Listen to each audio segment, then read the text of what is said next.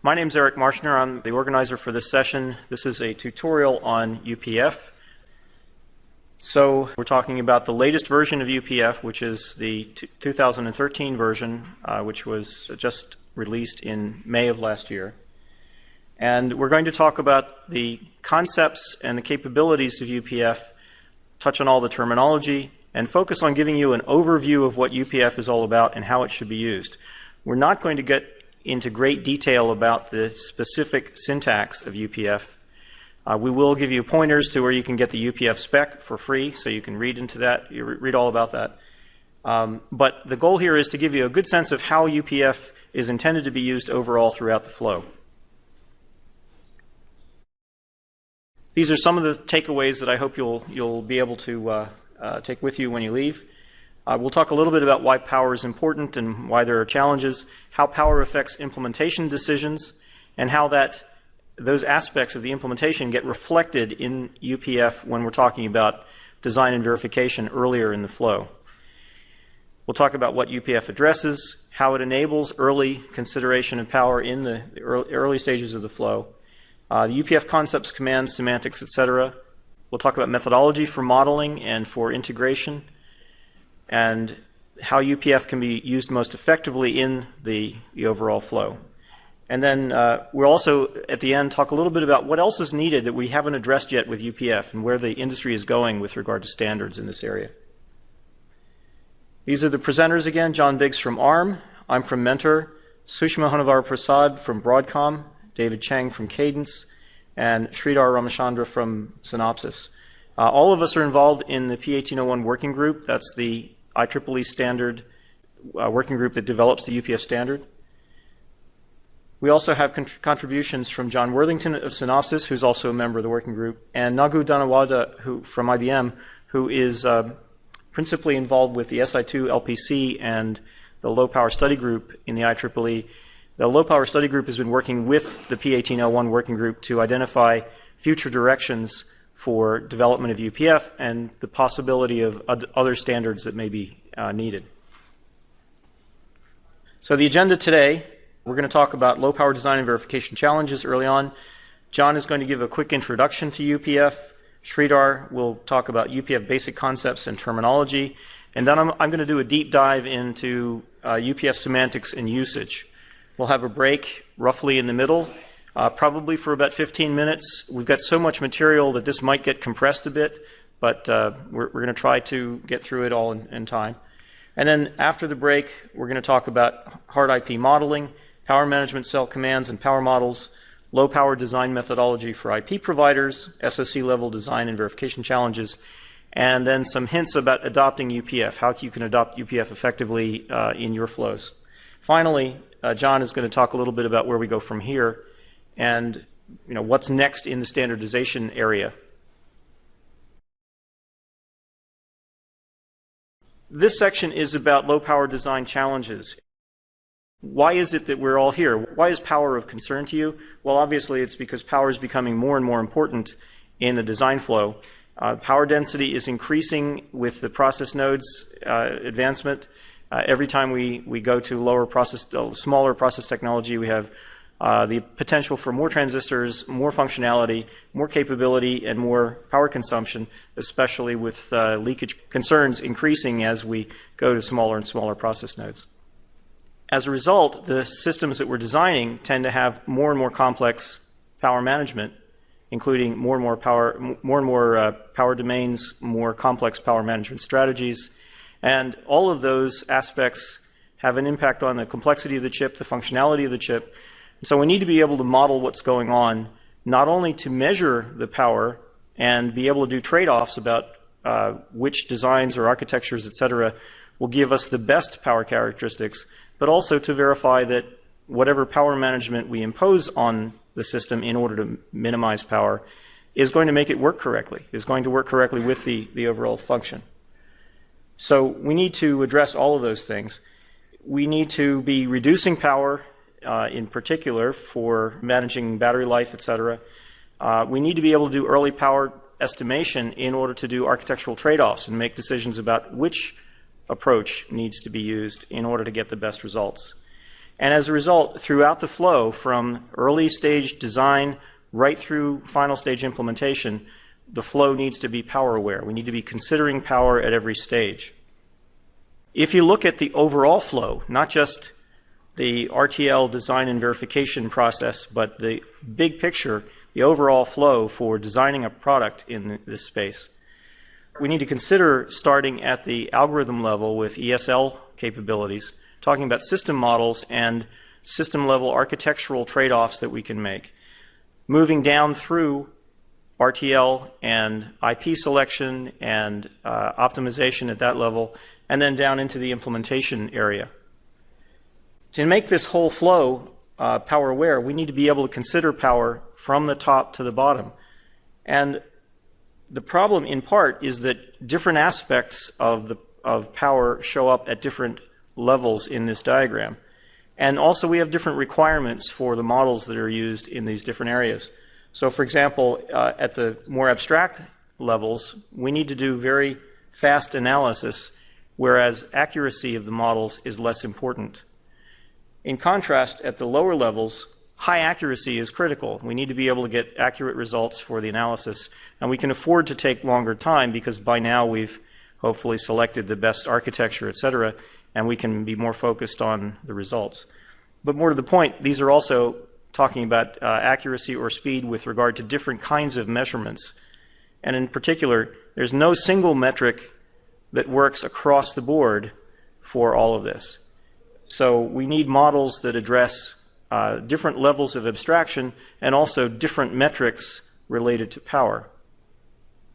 I'm not going to go into detail here, but essentially there are low power design activities at each stage, and in each stage we need to have models that support those activities that allow us to address the requirements at that stage and measure the characteristics of the design that are going to come about using particular decisions at that stage.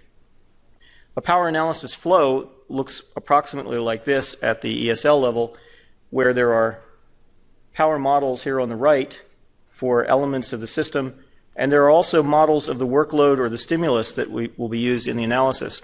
It's important to be able to model the workload, the actual scenarios that are used, that are typical of the application that we're concerned about, in order to get accurate measurements. And essentially that amounts to, enables us to do this power calculation and determine the power characteristics of a particular architecture or a particular design, and then optimize and refine that process partly through creation of power intent, which is to say specifications of active power management that will be imposed on top of the design in order to control and manage the power. And that gets factored back into the analysis at the next stage. For RTL level power analysis, the flow is pretty much the same, but we're using an RTL description instead of the higher level models. Now, overall then, for system to silicon power aware design flow, we need to be able to have these power models at all levels of abstraction to generate power data that feeds back into the optimization process. That's the overall problem that we have to address. Part of the problem is that we don't have models at all of these levels. So we have, for example, Liberty models at the lower levels, but there is no standard for models at higher levels of abstraction today. And this is one of the areas where standardization and development in this area needs to progress. This is one of the main things that the Low Power Study Group is focusing on in the IEEE. Those models have to cover a range of modeling styles, and again, I'm not going to go into much detail for purposes of time, but we have anything from algorithmic models, transaction level models, cycle accurate models, etc. All of those are involved in system level design down to the RTL, etc. And we need to be able to reflect power aspects at all of those levels. So each one of these modeling styles, modeling paradigms, has its own characteristics. And for example, some deal with time in one way or another, and time is a factor in power. So depending upon how time is modeled in different modeling styles, the approach for modeling power and energy needs to be a little bit different. Again, I'm not going to go into details here. You do have access to these slides, so you're welcome to study this in more detail. But if you look at these different descriptions of the different modeling styles, you can see that it's going to be difficult to come up with a uniform way of modeling power and energy that covers all of these. We really have to think about each of the different levels of abstraction independently and how each one of those is going to require modeling energy in a way that's appropriate for the design activities that go on at that level. As you can see, there are issues beyond modeling, for example, just capacity and complexity. Even at the RTL level, where we understand how to model power issues and use it in power analysis, etc., the number of domains is increasing, the complexity of the power management is increasing, and so there's a lot of just pure implementation-oriented, in the sense of verification implementation, challenges to consider. We also have to make sure that we have methodology for ensuring that we've covered all the different cases in a verification flow. And this is increasing as the number of voltage domains or power domains increases. You can see 25 to 30% have more than 3 power domains, 25 to 30% of existing designs today. So where does UPF fit into all of this? UPF is essentially a way of describing active power management for design. Active power management can be thought of as a way of either optimizing or supporting the optimization of the power usage within a design. And today, UPF focuses strongly on RTL and gate level modeling and design and verification activities. The concepts in UPF, however, can be extended to some of these other models, some of these other levels of abstraction. In fact, that's the main thing we are doing within the working group today in the area of system-level power modeling, is looking at how to take the concepts in UPF today that apply at RTL and gate level and move them up. We'll be talking a little bit about that later on. The rest of this presentation is really focused on RTL and gate level models and the application of UPF to describe power intent at the RTL level and apply it in the implementation of the gate level and the silicon.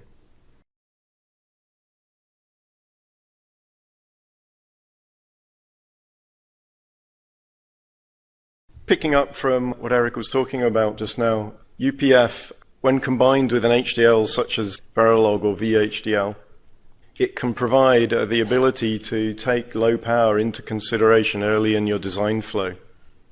It's a TICL-based language, and as such can be mixed with other TICL constructs and can be used to, early on in the flow, describe your power architecture combined with your HDL, and then later on go into the verification of it, the implementation of it, and then finally, when combined with a gate-level netlist, used for power-aware logical equivalence checking. So this diagram here is meant to illustrate a sort of fairly traditional design flow. And at key points in the design flow, you can take your HDL and your UPF to have a complete description of the design, and they should be equivalent all the way through the flow. Perhaps the most important component of UPF is a power domain. The power domain groups elements together that share a common set of supply requirements. And then perhaps the next most important part would be the supply network, which is an abstract description of how the power is distributed to these power domains through supply sets, ports, nets, and switches. Then we have a power state table, and the power state table describes the legal combinations of these power states, in addition to the illegal combinations of these power states, along with legal and illegal transitions between these states. Then we have strategies. We have isolation strategies, retention strategies, level shifter strategies. The isolation strategies describe how we interface the power domains and how ports should be protected when the driver's primary supply is taken away. Retention strategy describes what state in a power domain should be retained when the primary supply is removed. Level shifter describes how you're going to shift between the voltages of different domains that are talking to each other. And then new for 1801-2013 is a repeater strategy, which describes how ports should be buffered, particularly when we have feed-through ports on a domain. That was UPF the language, or 1801 the language. Was also 1801's used to refer to the work group. The P1801, Project 1801, is an IEEE Standards Association entity-based work group. We have currently 19 members in the work group, but out of those 19 entities, we often get about 25 people attending our weekly conference calls. So it's quite an active work group. I thought I'd just take you briefly through a timeline of the history of UPF in 1801. It all started back in late 2005 when people were starting to talk about the limitations of HDLs having implicit power and ground and the need to be able to describe a power network. And the various different EDA vendors had their own solutions. I think Mentor had something called Power Configuration Format. Synopsys had Pragma of $isolate, $retain. Domain that were inline in the HDL. Cadence had a power forward initiative, or the Cadence power format. But round about DAC 2006, I think it was Nokia and TI decided that none of these initiatives were open and fast enough, and so suggested forming the unified power format under the auspices of Accelera. And there was a kickoff meeting in 2006, and then in early 2007, UPF 1.0 was published as an Accelera standard. This was then donated to the IEEE shortly after in early 2007, and then that was further developed into what we call 1801-2009, or colloquially UPF 2.0. And then to address some known limitations and add a few further one or two critical enhancements, a new project was applied for, and it took another 4 years to produce 1801-2013 that was published last summer. Along the way, very pleased to say that the legals were cleared such that SI2 were able to donate the entire text of CPF into the IEEE, so we were taking aspects of CPF into consideration as we were developing 1801-2013. So you'll see a degree of methodology convergence in the 1801-2013 standard. And then bringing us more up to date, just after DAC last year, we put in a project authorization request for a full revision to 2013. We expect that will come out late 2015, or probably more realistically in 2016. However, as we began work on that, we soon realized that actually that was a bit of a long time scale to get out some things that we knew needed to be addressed in a shorter time frame. So we're just in the process of putting in another project authorization request for an 1801 amendment. And that's on the agenda of the IEEE SA in a couple of weeks' time. Hopefully that will get approved. And we expect the amendment to come out at the end of this year. To put it a bit more pictorially, I'll just whiz through these fairly quickly. This is what UPF looked like in terms of sort of like a smorgasbord of commands in 2007. UPF 2.0, or the first 1801 standard, added concepts such as supply sets, so it was more abstract to do with supply sets rather than nets and ports. It added a much more sophisticated power state command, and also the ability to create logic nets and ports in your design. And then here highlighted in red the new things that were put into 2013. We had a couple of new strategies. There was the ability to have a repeater strategy and declare supply set equivalence, but perhaps the two major things were a much more structured approach to power modeling. So we have begin power model and end power model and apply power model, and we also have these the ability to attribute ports and cells in the library. So those two things were things that we picked up from CPF and I was alluding to when I was talking about improved methodology convergence. So in particular, why did we do 2013? Well, as usual, it was to address the known issues in 2009, but also put in some syntax and semantic clarifications, some restrictions and some additions. So for example, we were a lot more clear about the existence of a lower boundary in a power domain, and I think Shreedhar or someone later in the tutorial will go into that in a bit more detail. We were much more precise about our precedence rules. Erich rewrote the precedence rules for the major strategies, and it's a lot clearer now how that works. And we also added a section on UPF processing. In terms of restrictions, we actually began to deprecate some of the UPF 1.0 constructs that were more based around ports and nets to encourage people to move on to supply sets and power state. And as I mentioned, we added set repeater and set equivalent. We also added new sections on these power management cell commands and UPF processing, but perhaps more importantly, there is now an informative annex that many of my colleagues have found very illustrative in showing how UPF should be used. Previous versions of the standard, the IEEE guided us not to do too much in the way of informative. It had to be purely normative, but this restriction seemed to be relaxed in 2013, so you'll find a number of annoces in 2013 showing methodology and usage. Pleased to say that the final draft was approved by the IEEE SA as a standard in March of last year. We achieved a 95% approval on a 95% return. And I'm told that it was one of the largest entity-based palette pools that the IEEE SA have seen. What's more, it's available for free download as part of the IEEE GET program here. This is the URL, but perhaps the easiest way to find it is if you just search for 1801 IEEE GET standard, it will take you to the page, and you can download it. You just click on this link here, and it's free.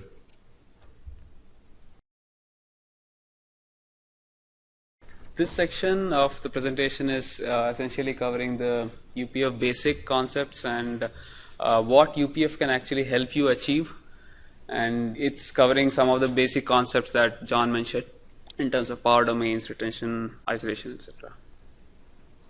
Here is a comparison of functional intent versus power intent. Now, what functional intent can represent and what power intent can specify. On the functional intent side, you have an architecture which represents design hierarchy, then you have an application which the chip is designed for. It could be DSP or it could have state machines, and then there is how IP is used in terms of the functional intent. Similarly, on the power side, we have the power distribution architecture, which consists of power domains, the supplies to these power domains, and then you have controls to turn on and off these power domains. Then you have power strategies, which is you could change the voltages, operating voltages. Then you have power states, where you could be running the different domains at different voltage levels. Then there is usage of special cells, which is basically your power. All these complicated power strategies that you use don't come for free. You need to be using certain kind of special cells, which will be described later in the presentation, which are like isolation, level shifters, and power switches. The thing on the right is essentially captured in UPF, which we're going to learn more in this tutorial. And the thing on the left today is captured in RTL, which also could be captured in terms of System C or many different things. This slide is essentially showing how power intent affects implementation. So domains are nothing but groups of different logical hierarchies which really sit in one part of the chip. So domains may or may not need separate regions in the floor plan, but people try to put them in a certain region in the floor plan in order to simplify the routing. Now, there are cells which need special routing because there could be cells which need more than one rail for operation. One could be the primary rail, and then there could be a backup rail. We'll see more about special cells in the later sections. The following section is actually introducing the basic concepts of UPF.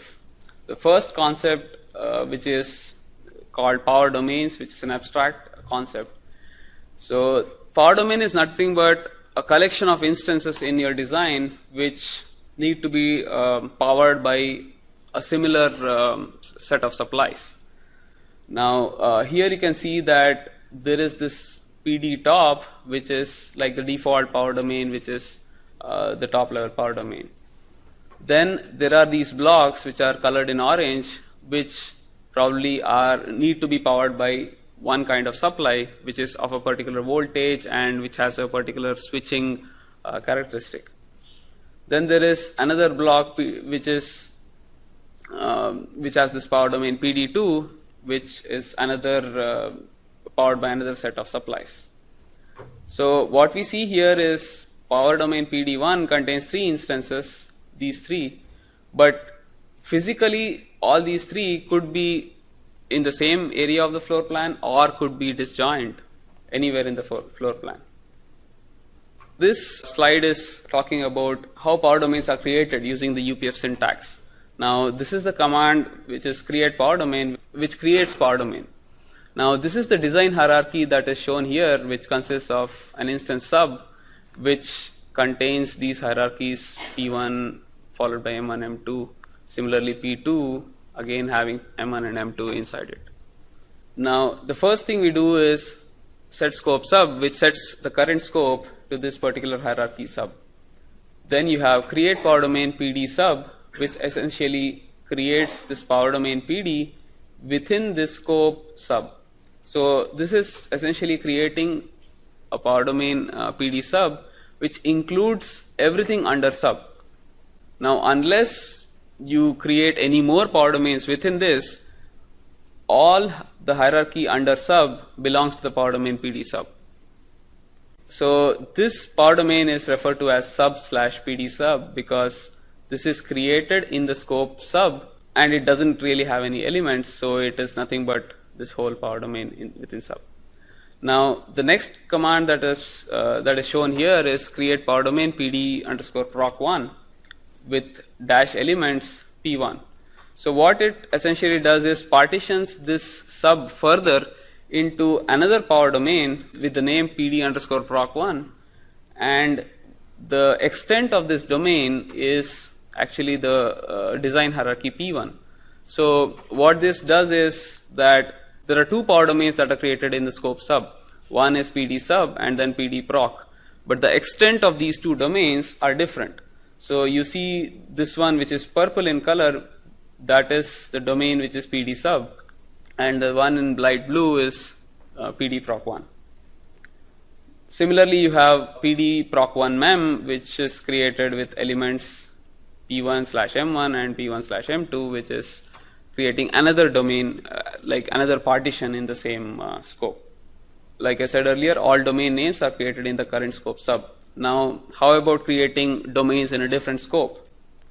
So you do set scope P2. Now you are moving to a different scope and you are creating PD proc2, which is created in the scope P2. Now, since it doesn't have any elements, it includes the whole scope, which is P2. Then there is another partition that is created similar to the ones we did on the left, which is PD proc2 mem. However, these 2 domains are created in this new scope called P2. So there are 2 concepts that I'd like to introduce in this section, which is the scope of the power domain and the extent. Okay, the scope of these 3 power domains that are created in the sub is the scope sub, whereas their extent is shown in this diagram. So the extent of first power domain is this, this and this respectively. Similarly, the last 2 power domains are created in the scope P2 and their extents are this pink one and this purple. So the next concept is of power supply network. Now that you have created power domains, they are essentially nothing but partitions that you have created in your design. But you really need power supply to power them up with different rails, or could be the same rail, whatever. And then there could be switches that are required in order to switch on and off these power domains. So the next section will describe about what are the different components of a power supply network, which is like supplies and switches. This slide is describing the concept of supply set, which is essentially a group of supply nets which are required to power a power domain. Basically, the required functions of a supply set are power and ground, which essentially are required for every cell in the design. So typically you will have just a power and a ground required as the required functions of a supply set, and these are nothing but supply nets which are supplying to the power and ground connections of your cell. There are other functions, N-well, P-well, etc., which are essentially the bias connection, and we'll see in the later slides how bias can be used. So primary is actually a supply set, which is predefined supply set for a power domain. So every power domain needs to have a primary, which consists of the power and ground, which supplies every cell in that domain. Now you could create additional supply sets, which could be user defined, like backup or always on. This is an example of user defined supply set which you could create. So creating a power domain creates a supply set implicitly, which is the primary. Then you could have user defined supply sets which could be created using create supply set command. And every supply set that you create could have multiple functions like power, ground, N-well that could be assigned by the user. Supply set can also be used when you specify isolation strategies, which we'll see in the later slides. So a supply set is essentially used to power any cell in the design. Now it could be a power domain, it could be an isolation strategy, or it could be any other special cells that we'll see later. This is how a floor plan would look like once you have written your UPF and gone through the implementation. Here are the two supplies, VDD and VSS, which are nothing but the primary supplies for the domain. Now these are routed, because these two supplies are required for every cell in that power domain. There could be secondary supplies which are required in order to power the backup supply of some special cells that could be used. Could be level shifter cells, could be isolation cells. And for those special cells, you need a secondary supply which is layered on top of these primary supplies, which might be required to supply to these special backup pins. Now here is an example of a level shifter cell which has a primary supply which is VDD and a VDDL which is a secondary power pin. And this rail VDD2 that runs across is powering this backup supply or the secondary power pin of the level shifter cell. So this is essentially showing syntax how you could specify supply sets and supply nets.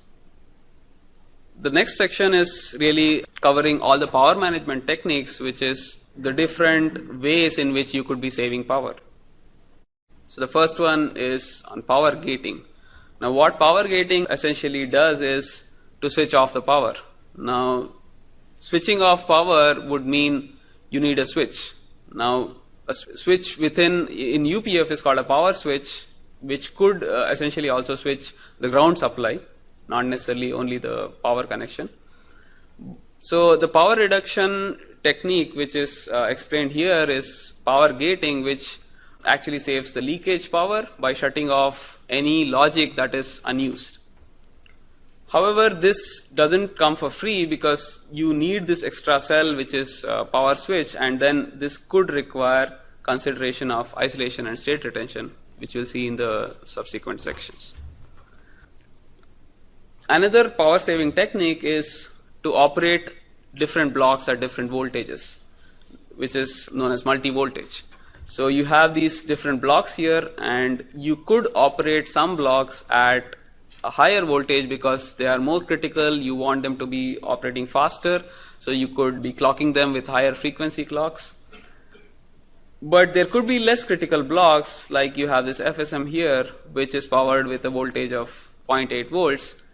Because it's less critical, I don't need high speed with that, so I could be using a lower clock frequency on this block. So this is another technique which could save you power on these blocks which are less critical. Then there is bias voltage, which is essentially using voltages to the substrate supplies. By backward biasing a transistor, you actually can reduce the leakage power, which essentially reduces power when you don't want a block to be really switching. There are both forward bias and backward bias techniques. Forward bias essentially improves the speed but increases the power consumption. And backward bias reduces your power consumption by reducing leakage.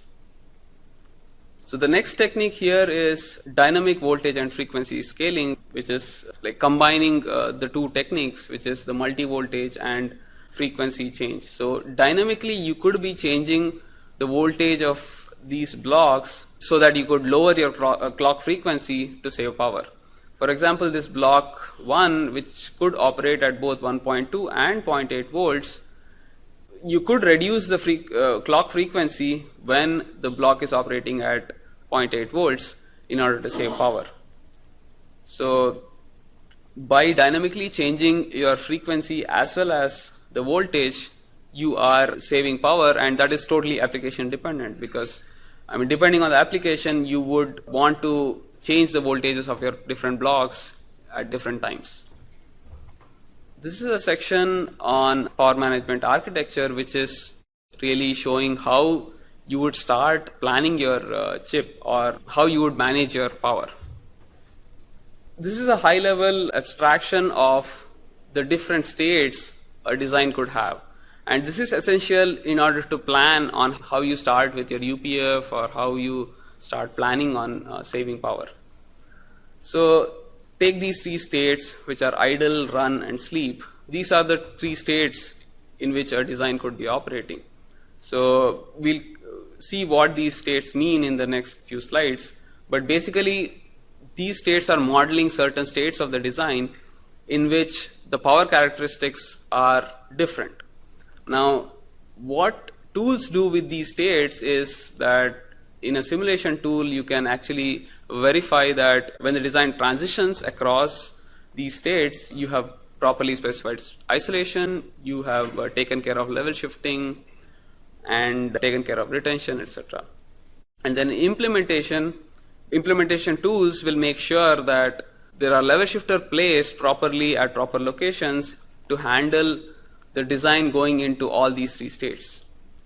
Then you could have verification, which could be doing the equivalence checking or static checking in order to confirm that the design has been implemented properly. But modeling these states is key to the whole of the UPF flow, so that all tools at different stages of the flow can consistently implement the design. This is how the states are described in UPF using a command called add power state, which essentially is describing the states of the different supplies in the design. Now, this first command here describes the state run, which says the primary, which is at this state on_08, which could be defined by another command, which is add power state. It also says that there is another state off where the primary supply is off. This is for this power domain PD mem that you're describing this add power state. Then there is another add power state which is describing the whole system level power states. First state normal says that the primary is at on_10, memory is at on_08, and PD mem is in the state run. So similarly, there are states sleep and hibernate, which are described. So sleep is actually turning off the primary supply and keeping these two other supplies on. Hibernate is turning all of them off, which saves the maximum power. So you can consider normal to be a state where all of these power domains are on and you are running at full power. Then there is a sleep state where you are partially turning off the design, like turning off a block which is not in use. So you are saving some power by turning off this block. And there is this hibernate state where whole of the design is off. So this is a representation of a power switch, which is used to switch off the power for power gating. Now supplies, so there is a control signal which is used to control whether the switch goes on or off. And you could implement switching by either using a coarse grain switch, which is in UPF shown as create power switch, described using the create power switch command, or you could be using fine grain switching, which is essentially having these fine grain switches inside of each of the cells that you implement as a part of the domain. Now UPF allows the power switch construct to represent this switching state of supply. So this VDD which is shown here is the unswitched supply. VDDS is the switch supply which could go off whenever you change the value of enable. So here is an example of how UPF describes power gating using the command create power switch. So create logic port is nothing but creating a logic port here, which is a virtual connection which is used to control the power switch. This is the command create power switch which is describing the input supply port, which is the unswitched supply. Then there is output supply port, which is the switched supply. And then there is control port, which is connected to this logic port N power. And these two are describing the states of this power switch, which is the on state and the off state. And this basically says that when this control signal is 0, it is on, and when this control signal is 1, it is off. Okay, when you switch this power switch off, you actually land into this state, which is sleep, where the primary goes off.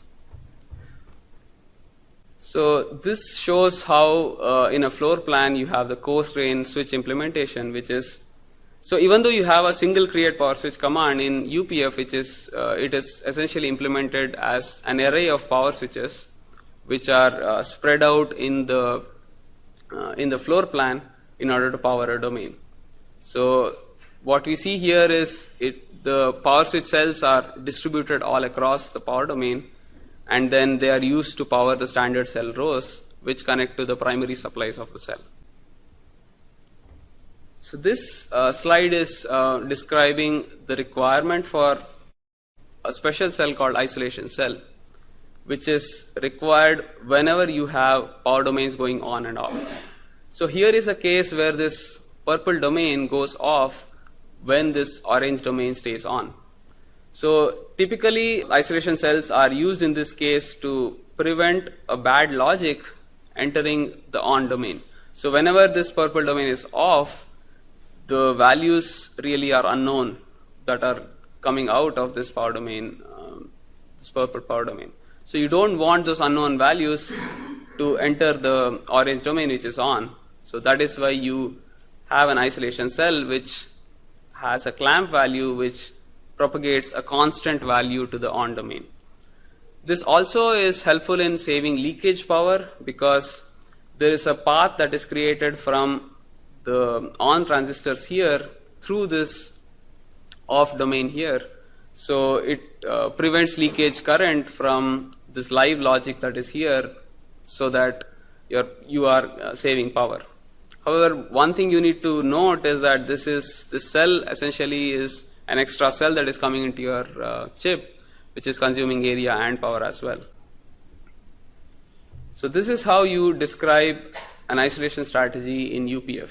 So set isolation, then you have a name of the isolation, then you have power domain, and then you have the clamp value, and then you have the isolation control signal, and also whether its sense is low, which is nothing but active high or active low, and then you have a location which is describing where the cell needs to be inserted. Now here is an example of the state where you would need isolation. For example, you have this state sleep where the primary is off and the rest of the two domains are on. So if you have a net that is going from this domain to this domain, which is PD proc to PD mem, then you will need isolation. And this strategy here essentially is describing the strategy to clamp the nets that are going from an off domain to an on domain. So the second command here, use interface cell, is directing the implementation tool what cell to use in order to implement this isolation strategy.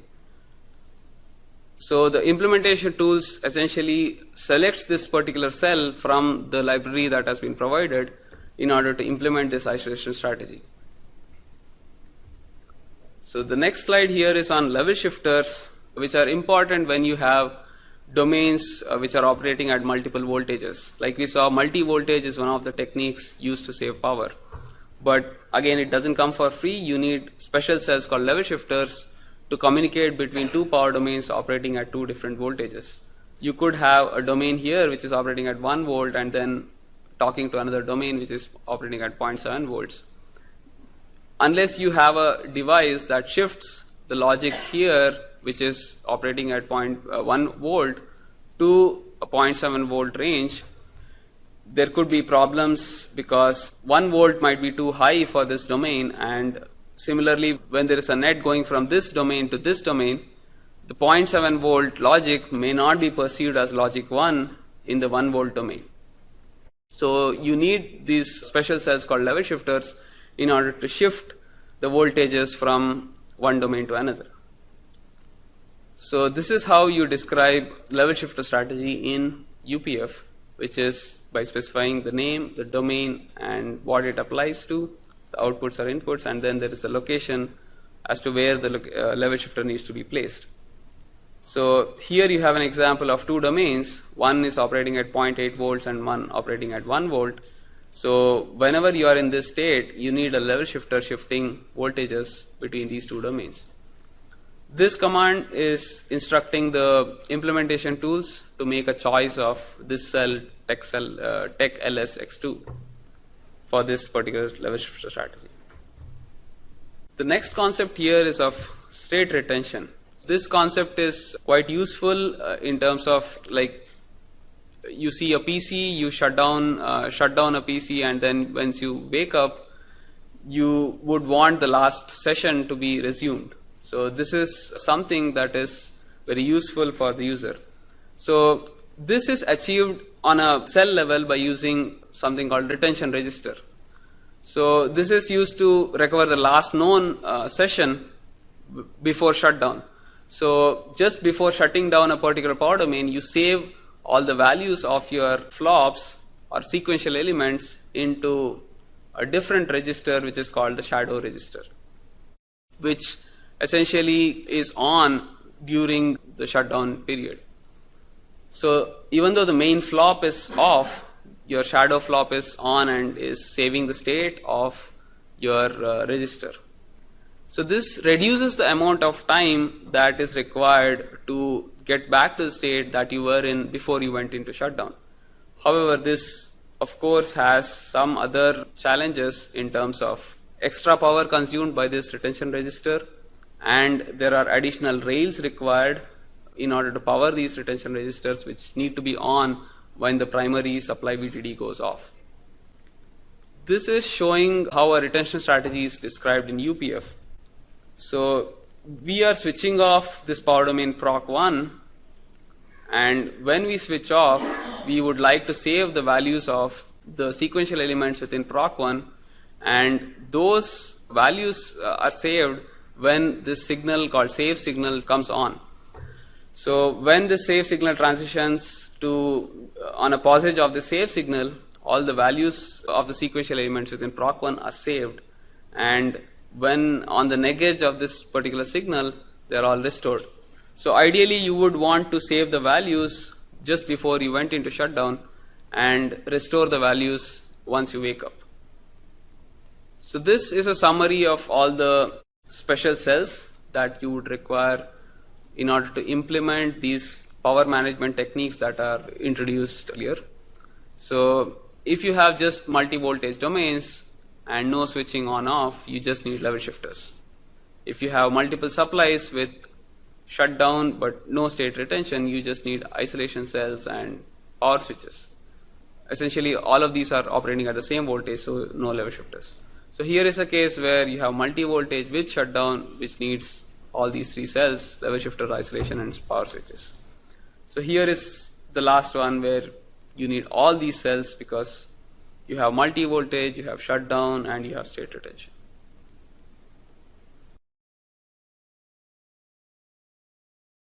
In this next section, we're going to turn up the clock rate a bit because we have a lot of slides to get through.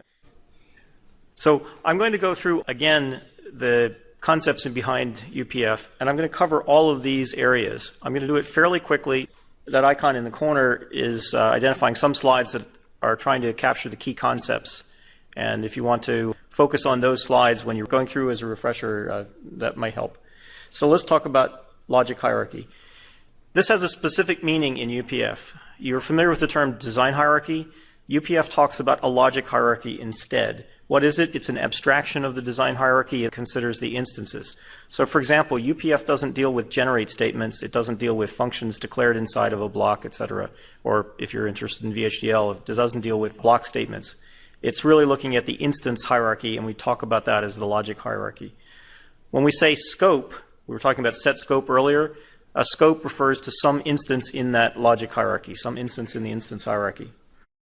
And we also talk about the concept of the design top. This is because you can have a UPF file for a module, and that module can be instantiated in some other environment. So the design top for a given UPF file is the module that it's written for. When that is used as an instance in another context, there's another design top for that larger context. But we need to keep those two separate. You've seen something like this before. We have the design hierarchy with the abstraction of the logic hierarchy that we're considering in UPF. And we've talked in the last presentation about how that relates to the floor plan and the physical implementation. Whether the hierarchy corresponds exactly to the floor plan or not is really a matter of how the tools work and how you want to leverage hierarchy in controlling your tools. Navigation around the logic hierarchy is accomplished with the set design top command, which tells you where you're starting for a given UPF file, and the set scope command, which allows you to change the scope to a particular instance within the hierarchy, as Shreedhar was explaining earlier. And the reason the set scope command is important is that everything in UPF is defining something about the power management of this design, and in many cases we're creating new objects that are added to the design. Where are they added? They're added in the current scope. So you need to be able to move the scope around in order to select the instance where you are going to insert some new object. Here's an example of a logic hierarchy diagram that I'll use for the rest of this. I want to point out that here we have a module at the top level, which will become an instance in some higher level system. Here's an instance inside that module. Here's the instantiated module that corresponds to the instance. And so there's some signal going through this instantiation up here into the module. And therefore there's a high con and a low con part of the port that crosses that boundary. These darker elements here are functional elements. If this is a gate level design, that means they're gates in the netlist. If it's an RTL, we're talking about assignment statements and other statements. In any case, these are the functional elements that are being controlled by the power management system. So we'll just build this out further. At the bottom level, you may have hard macro instances, and there are leaf level instances in the design. This is the example I'll use. You've seen the ability to partition the design into power domains. Every instance in a design must be in what we call the extent of, meaning the set of instances of exactly one domain. An instance can't be in multiple domains. It is in one or the other. A power domain can be further partitioned, as you saw earlier. I can create a big power domain, and then I can cut out a smaller power domain from it. Except, I can also say that some domain is atomic, which means I can't carve anything out of it beyond here. So we have the ability to stop that overriding of cutting out smaller domains from larger domains. You can also take two domains that exist and put them back together. This is called domain composition. There is a requirement here. If two domains are composed into a larger domain, they must have the same supply. And if the supply hasn't been provided yet, when you compose them into a larger domain, the supply provided to the larger domain is provided to all the subdomains. An important aspect of UPF is that a domain has both at least it has an upper boundary and potentially has a lower boundary as well. And it's the boundaries where isolation and level shifting, etc., are inserted. So it's important to understand where the boundaries are. Also, the lower boundary, it was new in UPF 2.0 and wasn't present in 1.0. So it's a change for those who are going from 1.0 to 2.0. So for example, in this diagram, if I say create power domain PD1-elements dot, that means, and I'm assuming that the current scope is at the top level. That means take this instance and everything below it and put it into a power domain, as I've shown. Now, I could then decide to cut out these three elements, these three instances, and put them in another domain. So now I'm creating power domain PD2, starting with element A and everything below it. The lower boundary of PD1 is that set of ports right there. This is the boundary where this domain interfaces with a subdomain that's been, a domain that's been carved out below it in the hierarchy. And similarly, the upper boundary of this lower domain, PD2, is this set of ports here. These are the locons of the ports declared in instance A. These are the hicons of those ports. So I could do the same thing over here, select those three elements and create another domain PD3 using B as the top level instance and everything below it transitively. And then I could also say, let me take these two domains and create a power domain out of it.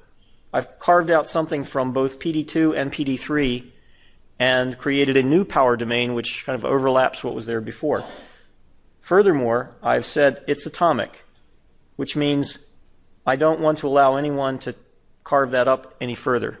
This is important for IP, where you want to say, if you're going to power this part separately, then it has to be powered together with a lot of other things at the same time. You can't differentially power things that are in this domain. We'll see more about that later on. So upper and lower boundaries apply here. Now let's talk about the upper and lower boundary for domain PD2. So here it's upper boundary, and here's its lower boundary. You can see the upper boundary is where it interfaces with a domain above it in the hierarchy. The lower boundary is where it interfaces with a domain that's below it in the hierarchy. Okay, one last thing. I can create a composite domain. See the command create composite domain. And I'm going to put into it domains PD2 and PD3. That's PD2 over here and PD3 over here. And that will select these four elements and put them all in one composite domain.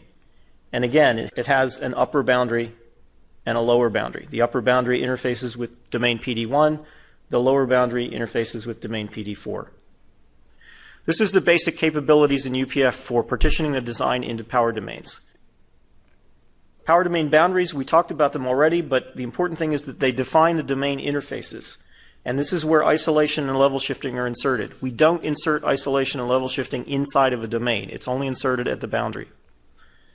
The upper boundary is the locon of the declared ports of the upper level instances, the top level instances. The lower boundary includes the hicon of ports of instances that are in another domain below this one. It also includes macro instance ports with different supplies. We'll come back to that later on. Basically, when you have a macro, it may have multiple domains inside of it, but you may not be able to see inside of it to see those. And so the characteristics of the powering of those different domains is reflected in its ports, and the ports will determine whether it's on a boundary or not. So let's talk about domain supplies for a minute. You've seen the primary supply earlier. That's what provides the main power and ground supplies for the cells in the domain, or the functional elements in the domain. It can also provide N-well, P-well, deep N-well, deep P-well supplies when you have bias setups for the transistors. There's a default retention supply defined for each power domain, which is the supply that will provide for retention registers in that domain if you don't specify something else. There's also a default isolation supply, which provides the supply for any isolation cells placed in that domain if you don't specify the supply for isolation cells explicitly. And then you can define additional supplies, as Shreedhar was saying, for particular needs, analog blocks, hard macro inputs, whatever you need it for them. So you have to define the name of those supplies in addition to the predefined names. There's also an issue of available supplies. I'm not going to go into this much, but briefly, as you saw earlier, there's an issue of how the supplies are routed through the chip. And that routing is going to be subject to certain constraints on the ability to route supplies within the physical implementation of the chip. Given that, we're trying to reflect in the UPF specification which supplies actually can be routed to a particular area for use by cells in that area. And there are a couple of aspects of this. Power domain supply sets, here's an example. When I create a power domain, by default I get the primary supply, the retention supply, and the isolation supply, the default retention and default isolation supplies. I've shown them up here in the left. I could also define it with the supply AO or always on, and here I have an always on supply as well. And when I say supply here, I mean a supply set. That is to say, the set of supply nets that will eventually power elements in this power domain. Supply sets include 6 supply functions. Power and ground are always present. N-well is often used, P-well a little less, and deep N-well, deep P-well even less so. And they represent a collection of supply nets where ultimately there will be one supply net provided for each function.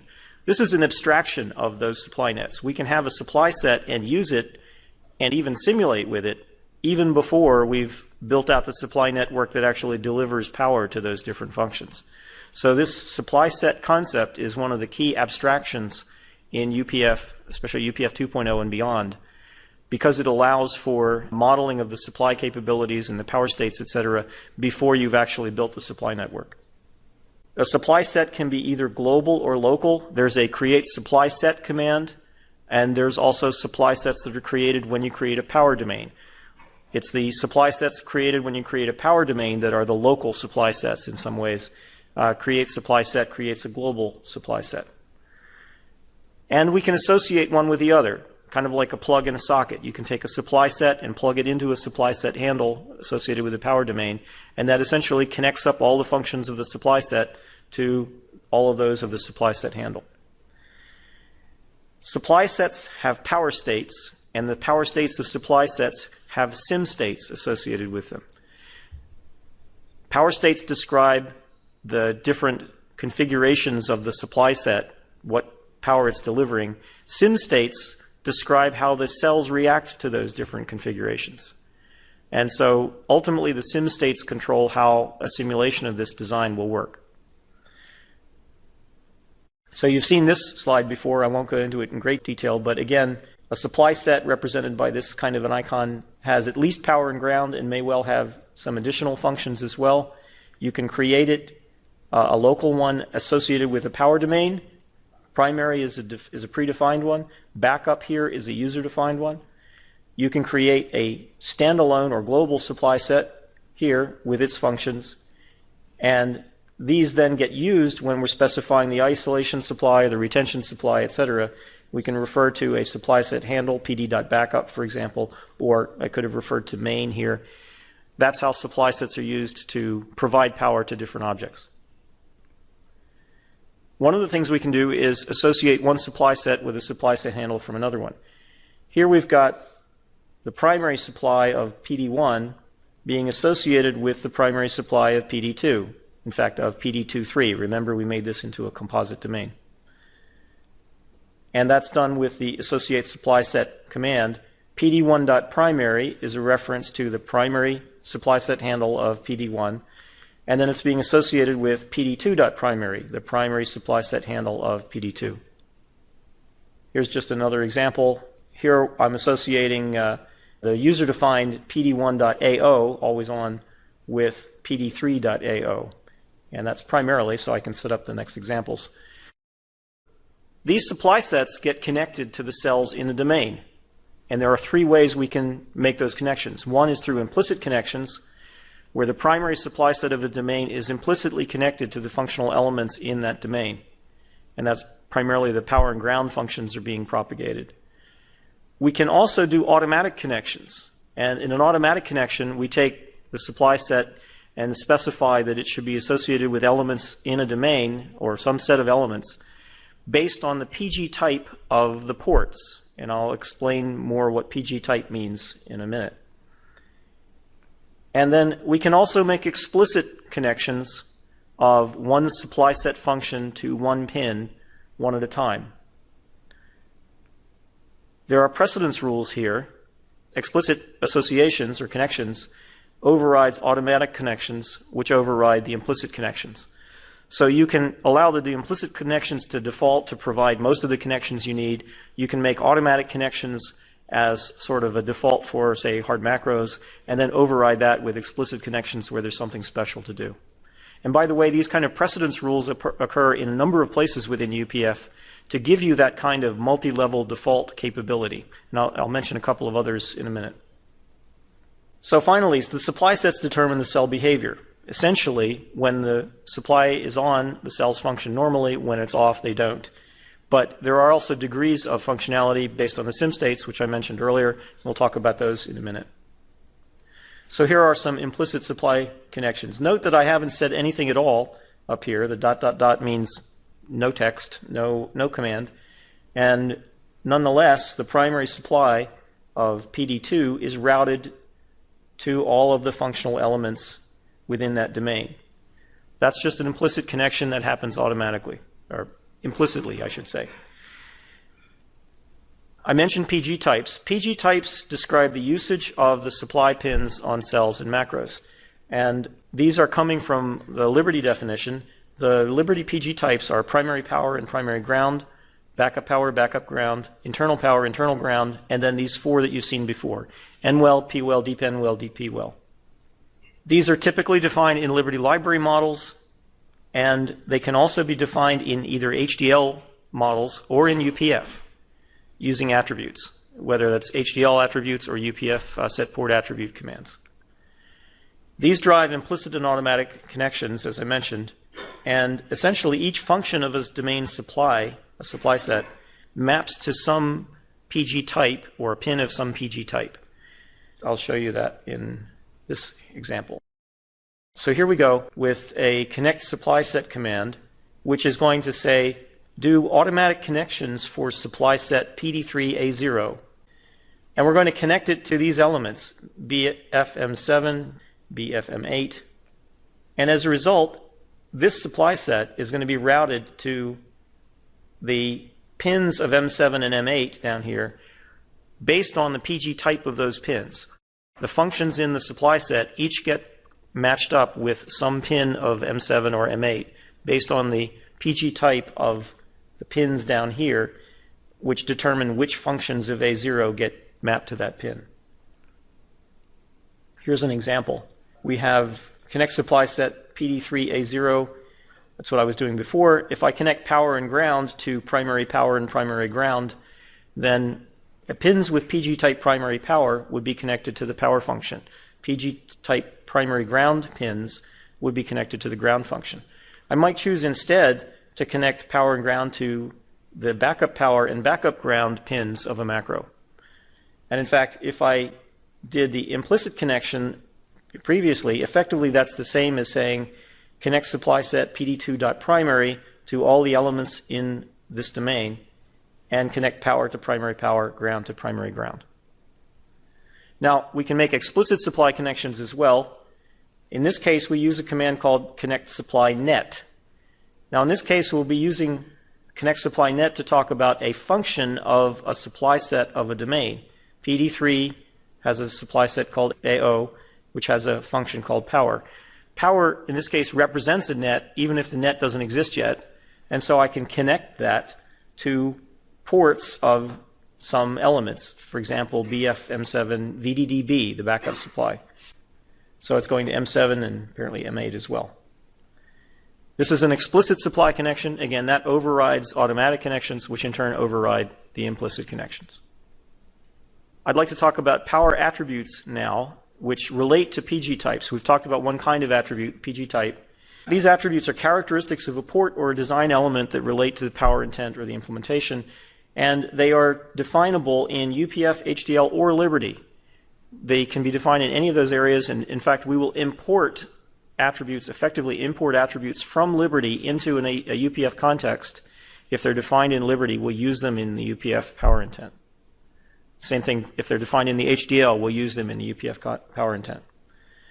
So these are used to identify power supplies for ports. That's one of the main reasons. Related supplies for ports and cell pins. They're also used to specify constraints for IP usage. We'll see a lot about that later on. And they're used to specify structure and behavior information that has to do with the connectivity of the design.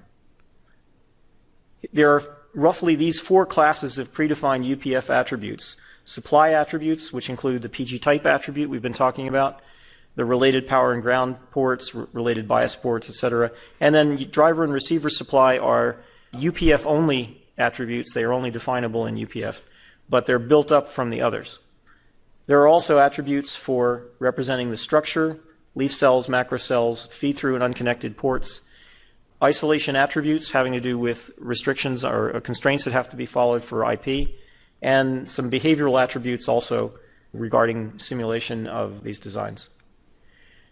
Here's a very quick overview. In UPF, we have the set port attributes command.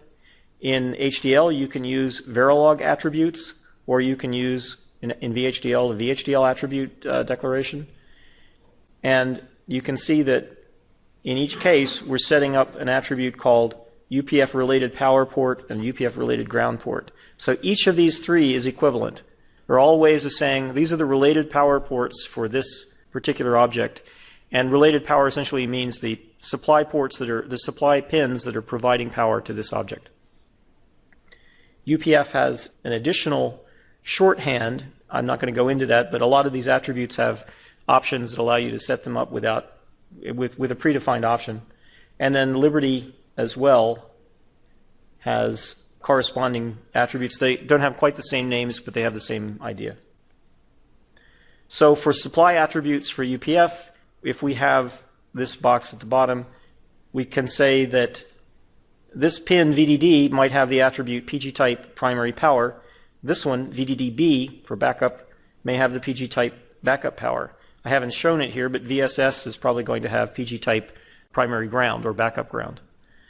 Now, if I say that for this input port, its related power port is VDD and related ground port is VSS, then, and these are also attributes, then that implies, similarly for here, that implies a receiver supply attribute in UPF of power is VDD and ground is VSS. That's the power function of a supply set associated with net VDD and the power function of the ground function of the supply set associated with VSS. Similarly over here, in this case, the power is associated with VDDB, the backup supply, and ground with VSS. These are attributes that are used to influence the semantics of UPF in a lot of places, in particular figuring out where you're going to insert isolation and level shifting, identifying equivalent supplies, determining whether power states, how power states apply, and therefore where you're going to insert, whether you need to insert isolation or level shifting. It has a great deal of influence on the semantics. So this is probably one of the most important attributes of all, this supply set, driver supply and receiver supply attributes. Just to finish this off, so isolation attributes, these are, as I mentioned, used to specify requirements on IP. And here we have in particular clamp value specifying a required clamp value for isolation for an IP block if it's low power, if it's powered down, and then some variations on that. These other attributes, structural attributes, are similar. They're applied to pins on typically a macro. In this case, the feed-through attribute is saying that there is a connection, a direct connection from input port in1 to output port out1 that doesn't go through any logic at all. In other words, it's just a wire. This is important for doing things like tracing through the network to find driving and receiving supplies and determining whether isolation is necessary, etc. Similarly, here's an attribute that says this port is unconnected. There's no logic behind it and no connection to it inside the macro. So if you're looking for driving or receiving logic, there's no need to look inside the macro. And then last, a few behavioral attributes. UPF retention determines or specifies whether state retention is required for a given element. And the SimState behavior determines whether to apply the default behavior for supplies that go on and off, or whether to leave it up to the HDL model to implement power-aware behavior. So this is just illustrating the same thing again. If we have this hard macro and look inside of it, it may well be that it has multiple domains inside, in this case periphery and core. The periphery is powered by VDD and VSS.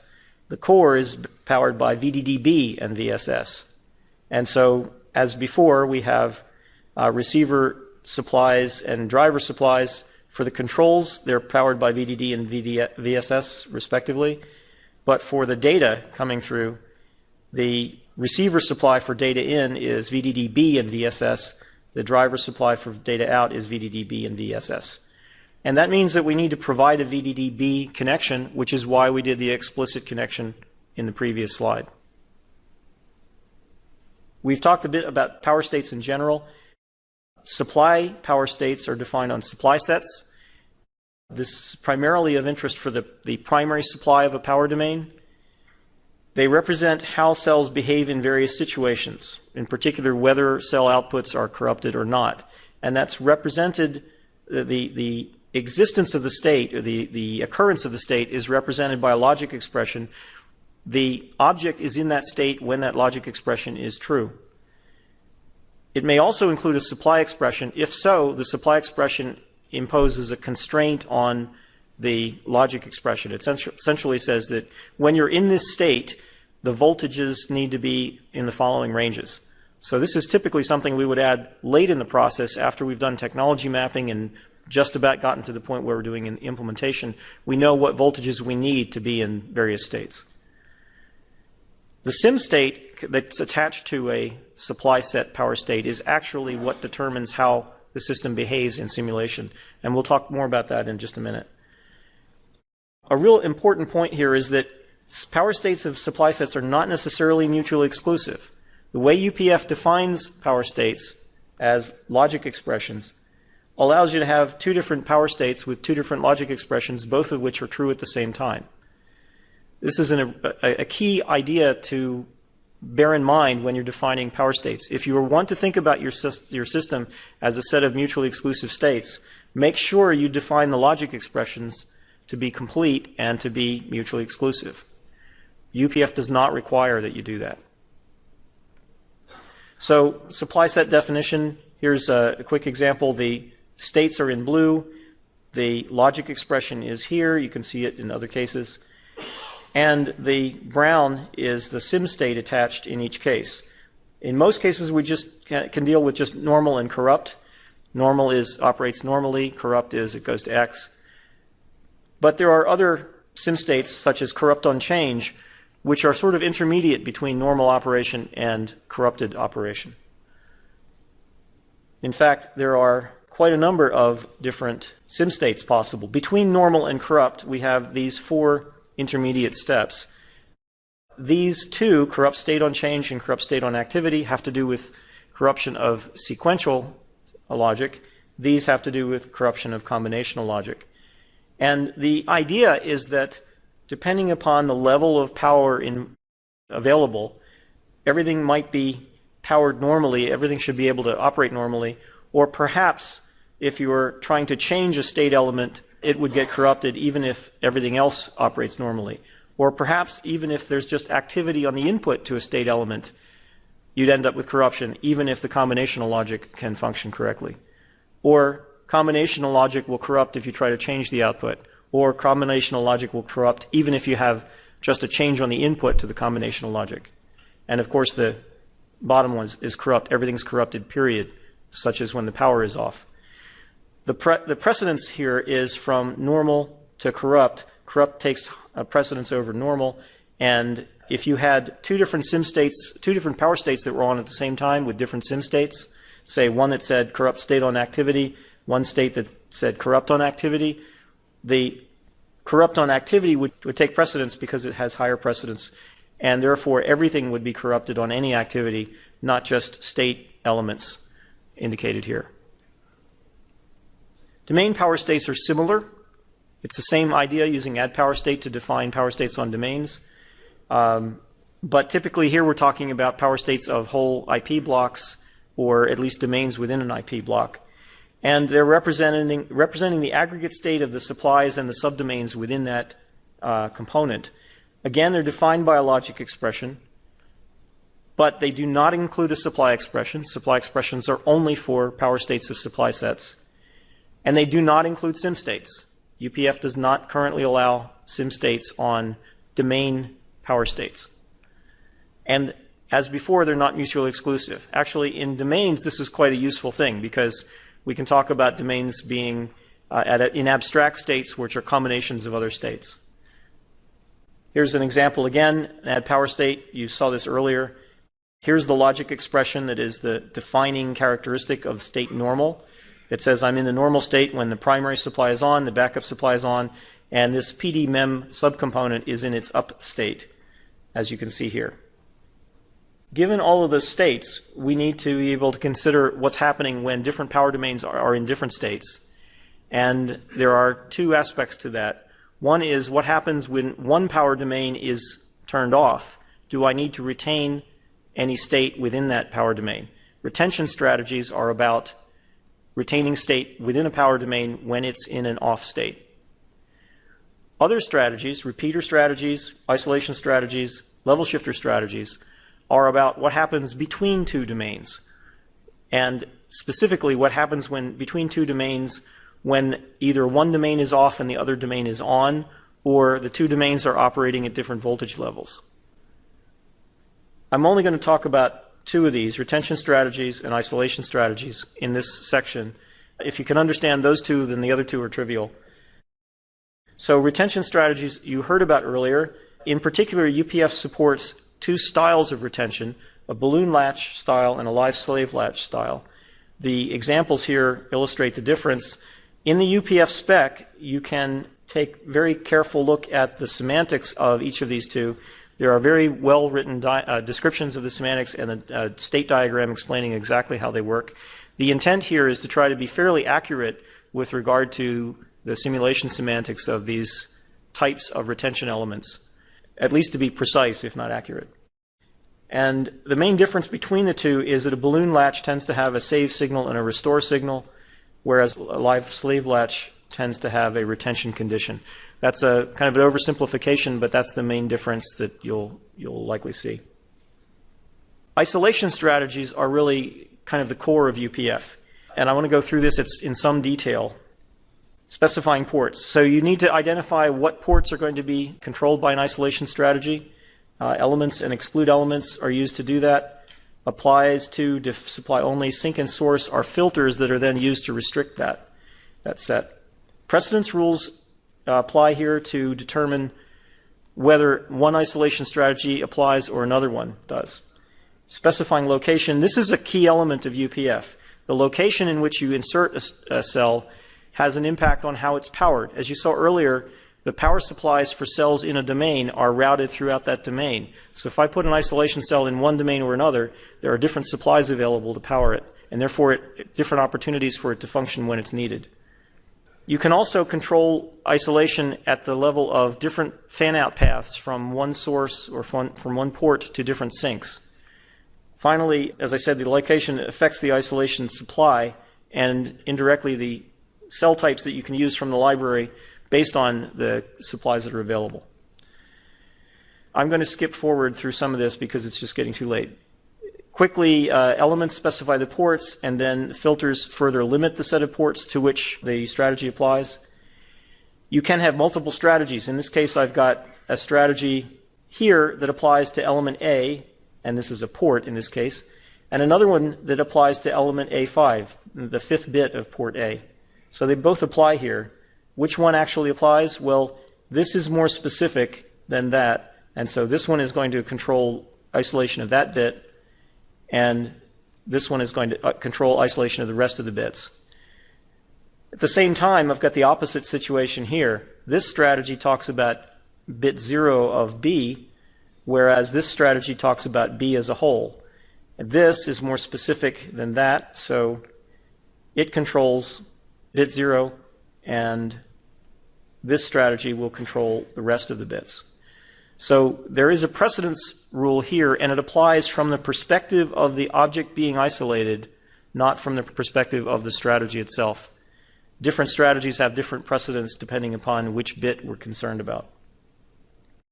Again, precedence rules, we have various examples here. Briefly, if I have specified the exact bit that I want to isolate, that's going to be the highest precedence.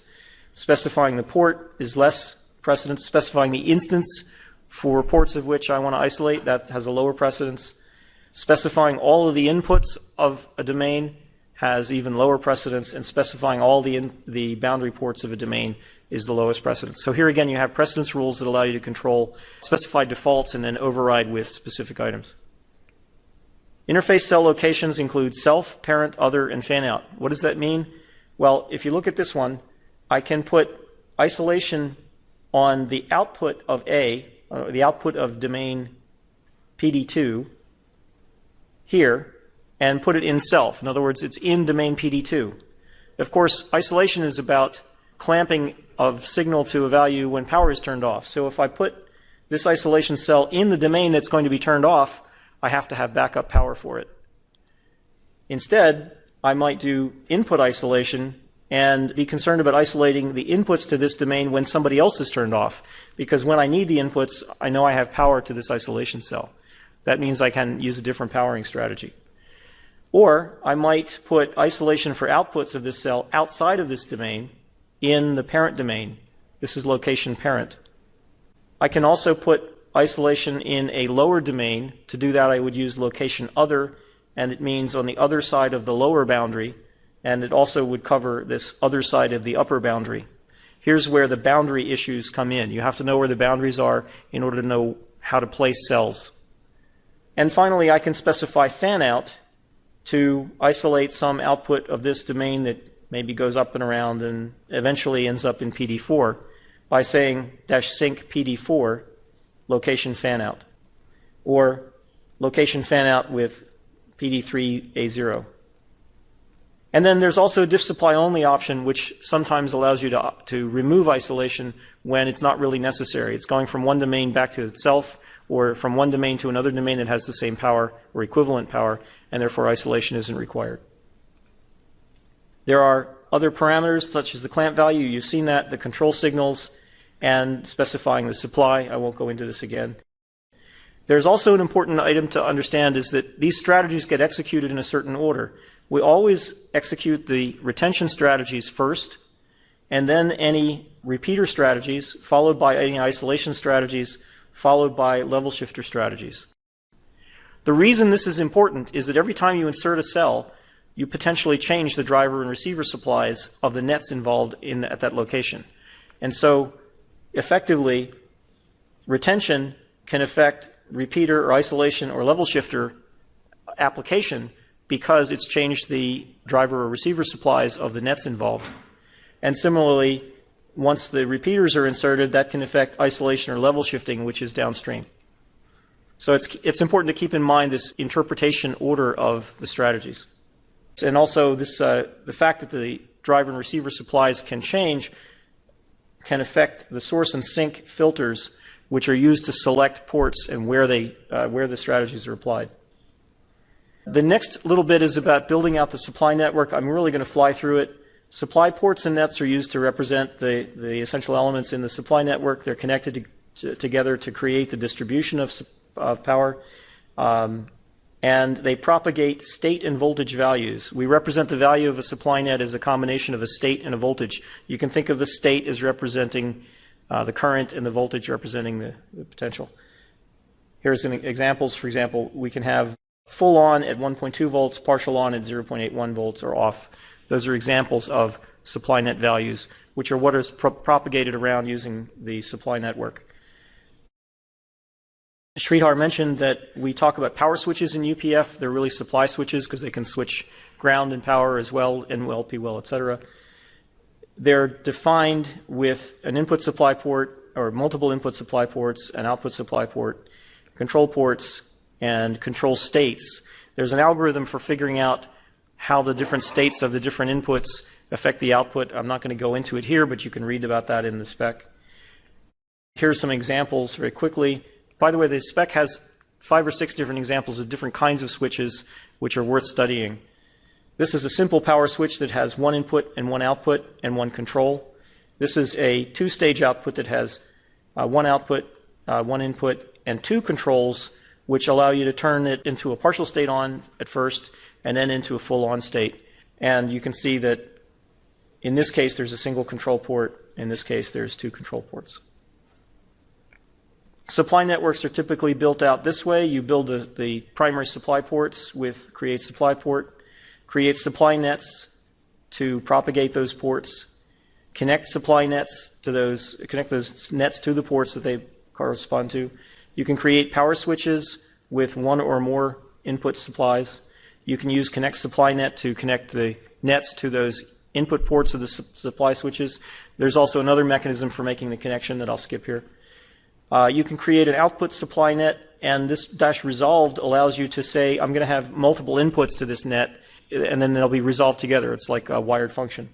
So connect supply net, again, can connect up there. And then ultimately, we want to connect this supply network to the functions of a supply set that has been used already in the power domains we've created. The major point here is that the supply network gets built towards the end. This is when we're doing the implementation, and now we are going to construct the delivery of power from the primary inputs to the design down to the supply set handles of the power domains that we've been talking about all along.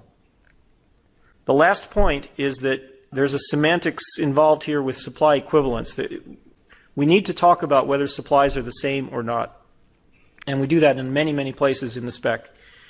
We have a formal definition for when supply ports, nets, and functions are electrically equivalent or when they're functionally equivalent. And that extends then to supply sets. You can talk about functional equivalence or electrical equivalence. And I won't go through the details here, but this is an essential item to understand because it affects how everything else that deals with supplies work. For example, the filters that are used to say apply this strategy to this domain or this supply set will take into account supply equivalence in trying to understand which ports to apply the strategy to. For more details, you can consult the spec, and again, you can get it for free off the net. I recommend that you do that.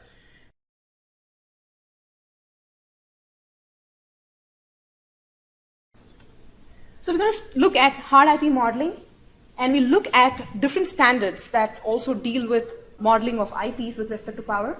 And we look at Liberty in particular, and my colleague David is going to describe how that same thing can be modeled using power models, which is described in the UPF standard.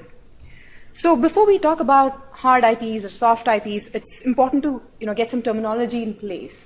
So there's a concept of leaf cells, and it depends on who you're talking to because that definition changes. To a person who's doing RTL design, a leaf module is something that has no descendants, right? If you don't see submodules, then that's a leaf cell. If you're talking to somebody from an implementation world or somebody from physical design, to them, anything that has a technology library associated with it, that's a leaf cell. Basically, it's an implemented IP. What are macros? These are other terms that we constantly hear. So macros are also called IPs, intellectual property. It's a piece of functionality optimized for either power, area, or performance. And sometimes you could hand off a macro as a soft IP, which means you're going to provide an HDL with other views for it. Or it could be fully implemented and technology specific, and that would be a GDS. And we're also going to talk about some other standards like LEF and DEF. But it's basically technology specific. And in UPF, you could actually have, we have attributes that Erich spoke about, is leaf cell and is macro. So why do we need these? Briefly, because we need to have a compact abstraction of the design, and we kind of change the type of models we use based on the phase of the design. So you could have UPF power models, you could have simulation models, and you could have implementation specific models. Liberty has a special place in the UPF standard because like the entire information that we expect to have is not completely described in the design or the UPF. You could potentially model all the information in the UPF using like library commands, but we typically assume that there is some amount of technology information or power information that's embedded into a Liberty format. In particular, when we talk about leaf cells or macros, we typically have .libs associated with it. And .lib is not a part of the UPF standard, it's a separate standard, but we kind of interact with it. And there's some attributes that the .lib exposes that we use to make certain connectivity within tools when it comes to the UPF.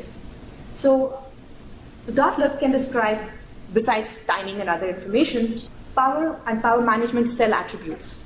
So there's some supply attributes that we look at, and we have correspondence for these in UPF, and that's what we see in this second column. So PG pin, we've discussed what it is. It's a supply or ground pin. It could also be an NML or PVL pin. There's PG type, which tells you what type of a function it could be, and we have a corresponding UPF attribute called UPF PG type. You could have a PG function, which is a supply expression for generated supplies, Of course, when it comes to UPF, we have a lot more complex attributes. It's not a simple attribute, but we have complex functions to define how a supply can be created or generated. We have related power pin, related ground pin attributes in the dotlet, and that's associated with signal pins. And we have the corresponding UPF attribute for those. There are power management cell attributes. These are not supply ports, but now you're talking about different types of special cells. So the first special cell you could have is a macro. So a macro in a .lib would have is macro cell true attribute on it. And that's typically to identify like a hard macro. And we also have a corresponding UPF is macro cell. We don't have a is leaf cell attribute in the .lib, but we typically assume if you have a .lib for it, that is already a leaf cell. But in UPF, we can specifically denote a certain instance as a leaf cell by using this attribute. We have a class of cells which are considered always on. Again, it's a controversial term. Always on never means always, always on. It just means relatively on. But we do have an always on attribute in the .lib typically used for buffers or inverters that we buffer, which has a secondary supply that is used to provide power in a switched domain. And there's like antenna diode type, to describe diode clamps. Popular attributes like is isolation cell. And related to isolation, we have certain attributes like isolation cell enable pin, which is a pin level attribute. There's always on, which is again a pin level attribute. You could have a cell attribute or a pin attribute depending on what you're talking about. We have level shifters and level shifter enable pins. Again, you can see there's like a corresponding UPF attribute or a command that serves the same purpose of defining or identifying such a cell. You could have a power switch cell. Again, it's defined using the switch cell type in the .lib, and that's what we would define with UPF command. There's user PG type, retention cell, retention pin, save action, restore action. And just briefly go over this, you can take a look at it in the slide that has details on what it is. It's more useful to understand what these attributes mean, taking a real life example. So let's understand these attributes in the context of an embedded SRAM design. So in this particular design, what we're going to look at is we're going to look at like an HDL model that describes the power structure, and we're going to look at a .lib model that also defines the same power structure. And this is a macro. It is also a leaf cell because it is fully implemented. For simulation, we would pick up just like a Verilog simulation model for it, and for implementation, we would use a .lib or similar model to integrate this macro. This particular SRAM has a power switch. It's got a logic periphery and an array, which uses this generated switch supply. The switch has an input control port and output knowledge port. It's got a floating input. It's got a clock that's also fed through the block. It's got a bunch of inputs, and all its outputs are isolated using an isolation control. And this is kind of like the Verilog entity description of the macro.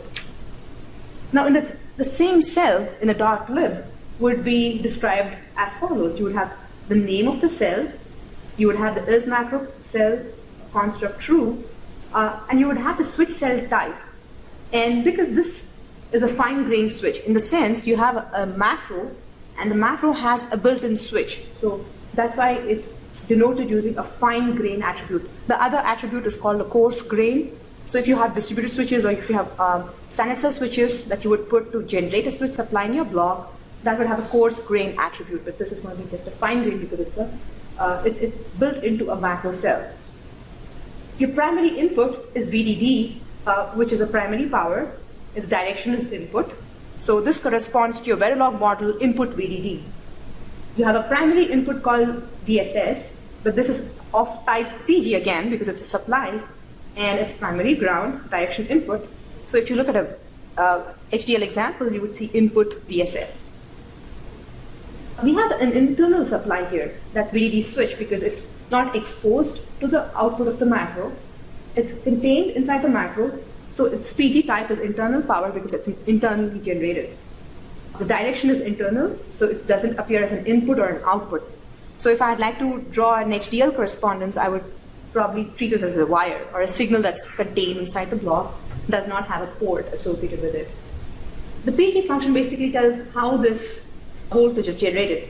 It happens to be generated using VDD, and the switch function is the function that basically turns off this supply and that's power on in. So anytime this power on in goes to 0, it turns off this switch. I'm not going to list out all the different attributes in the .lib that a particular pin has, but I'm just going to focus on power-related attributes. So if you have a control called ISO, which I'm using to isolate the outputs of this block, I would also need to have like the related power and related ground pins. It's pretty much what you need for every single signal pin on your macro. Since there is a power switch, I also have a switch pin true attribute on the switch control. The clock and the chip select are treated as any other functional pin. If I have an output, I need to have a function attribute associated with it for me to trace the path. So in this case, my power on out is the same as my power on in. It's like a delayed version of my power on in. So I use the function attribute to describe that. And for my outputs, I would again describe what the related power pin and ground pin is. So we saw how a macro can be described using liberty. Now let's look at it from an HDL standpoint. So when we do power-aware simulations, we would also like to use a power-aware model for the block. And by power-aware model, what we mean is that block also includes the simulation semantics, do corruption based on its power. In other words, it's basically, it has power and ground already modeled in the model. So you don't need any special UPF to corrupt it because the model is kind of full self-sufficient. So how would that model look like if you want to talk about a power-aware HDL? Basically, inside the model, you would have a specific port called input VDD. You would have VDD and DSS as power inputs. And you would have something like an assign statement that models the switch supply. And anytime the switch supply turns off, you could model corruption using a force X on your inputs or your outputs. And like you could corrupt your array depending on the fact if it's not properly isolated. So a power-aware model basically uses the power as an input function to model corruption.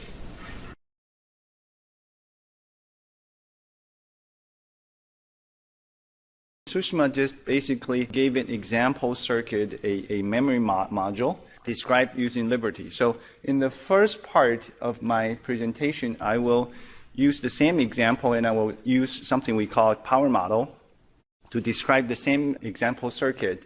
And then we can contrast what power model has versus what Liberty has. So a power model is a relatively new concept that was introduced last year in 2013. So in this concept, power model can be used for both static tool flow as well as dynamic tool flow. So in contrast, a Liberty model is traditionally or practically only used for static tool and not too much into dynamic tools. So that's the first contrast. So now, if we look at the static tool side, when we are using the static tool, in IP blocks, the content is a black box. So traditionally, we will use Liberty Cell, like what Sushma just described. So Liberty Cell model provides the basic modeling already. So why do we need power model on the 1801 side? The reason, here I give you some examples. So the power model provides some additional modeling. For example, power states. I can describe inside my memory module what are the legal power modes or power states. So that's one thing that Liberty cannot describe.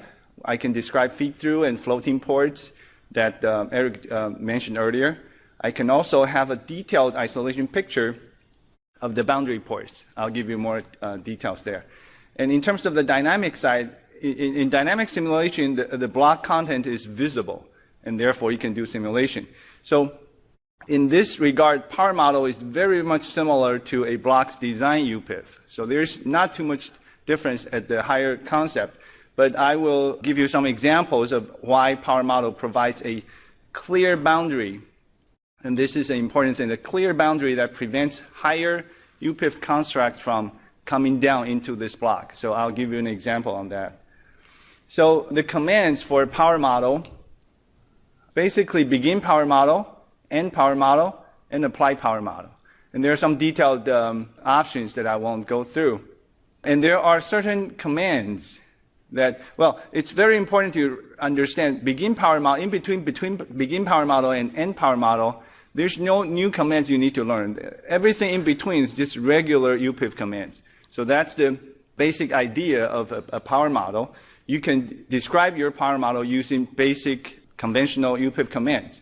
There are a few commands that are not allowed inside power model, and that's the only limitation.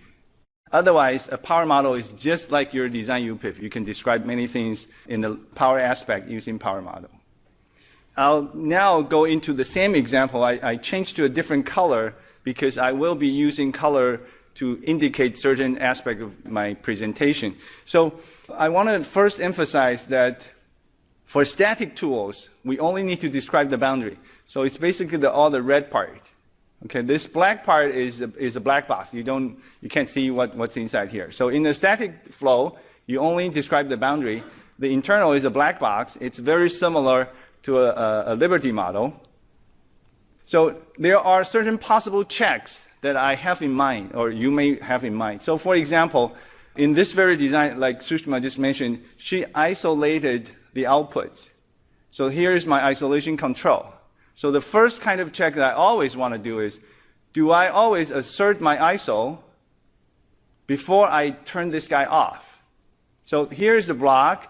In Sushma's presentation, I think she might have mentioned that this Liberty has some attribute to describe this isolation. So I would like to know whether this isolation control is asserted before I turn off the block. That's the number one check that I would like to have. And another examples are my power modes consistent with the block. So again, I am designing outside this block. This is my IP block. I want to know, this IP block provider or designer probably had some power modes, power state in mind that should have been included in here. And I have my power mode up in the upper scope. And I want to check whether that's consistent or not. So that's the second type of check. And another example is my logic compatible with the asserted claim values. So these are claimed to either 0 or 1 or X or Z or retained, whatever isolation value you have. I have some logic outside here that I'm using to collect receiving the output from this IP block. So I would like to know whether those asserted claim values are compatible with my logic here. And here we have a feed through where a clock pin and a clock out pin, they are nothing but just a wire going through. So I would like to know outside my context, are these two treated the same? It's a basic feed through. And furthermore, there's a floating port here. I want to make sure there's no further check on this floating port. For example, there are certain tools on the market today, they would check whether all the data ports would have a related power port, related ground port, all those checks. So I want to tell the tool not to check anything on this floating port. So these are the possible checks, some examples that I have in mind. Here's my block, and here are some checks that I have in mind. And Sushma presented this block using Liberty description. So let's take a look at how I would describe it using power model. So again, you say begin power model, and in the next slide you will see end power model. Okay? So in between, I have the regular UPF commands. There's nothing special about them. And in my notation, I use blue color to indicate aspects where Liberty can describe quite well. And I use the red color to indicate where Liberty is a little bit weaker. Here, I want to have a disclaimer. I am not a Liberty expert by any means, so I use the word weaker to mean either they really don't have the construct to describe it, or maybe they do, but as far as I know, as far as the vast number of Liberty files that I have seen, this aspect is very weak. So I don't want to say they cannot describe it, I want to say they're weaker. So blue, again, means Liberty is capable of describing them very well. Red means Liberty is a little bit weaker compared to power model. So here I color-coded all these pins. So these blue pins means Liberty can very well describe them as good as my power model. Red pins means they have some deficiency there. So here's my power model. I would create a power domain, PD1, with include scope. That would basically pick up all the boundary ports. And I create supply set, this very one, VDD, and this supply set switchable after the switch. And then I start to describe all my input ports. So all the input ports, the receiver supply is the switchable one. So I am relating all the input ports to this switchable one. But the next command, in particular, I single out two this one, this ISO signal and the power control signal, these two are actually related to the always-on VDD. So I first have a blanket, all the inputs I say they're related to this switchable, and then I single out two of them to the always-on one. And then I also describe the output side. And the driver supply of all these outputs are the always-on VDDs.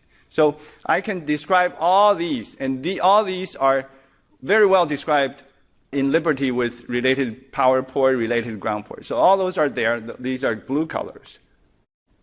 So this is basic. Now we take a look at all the red ports, how we especially treat them in addition to what Liberty can describe.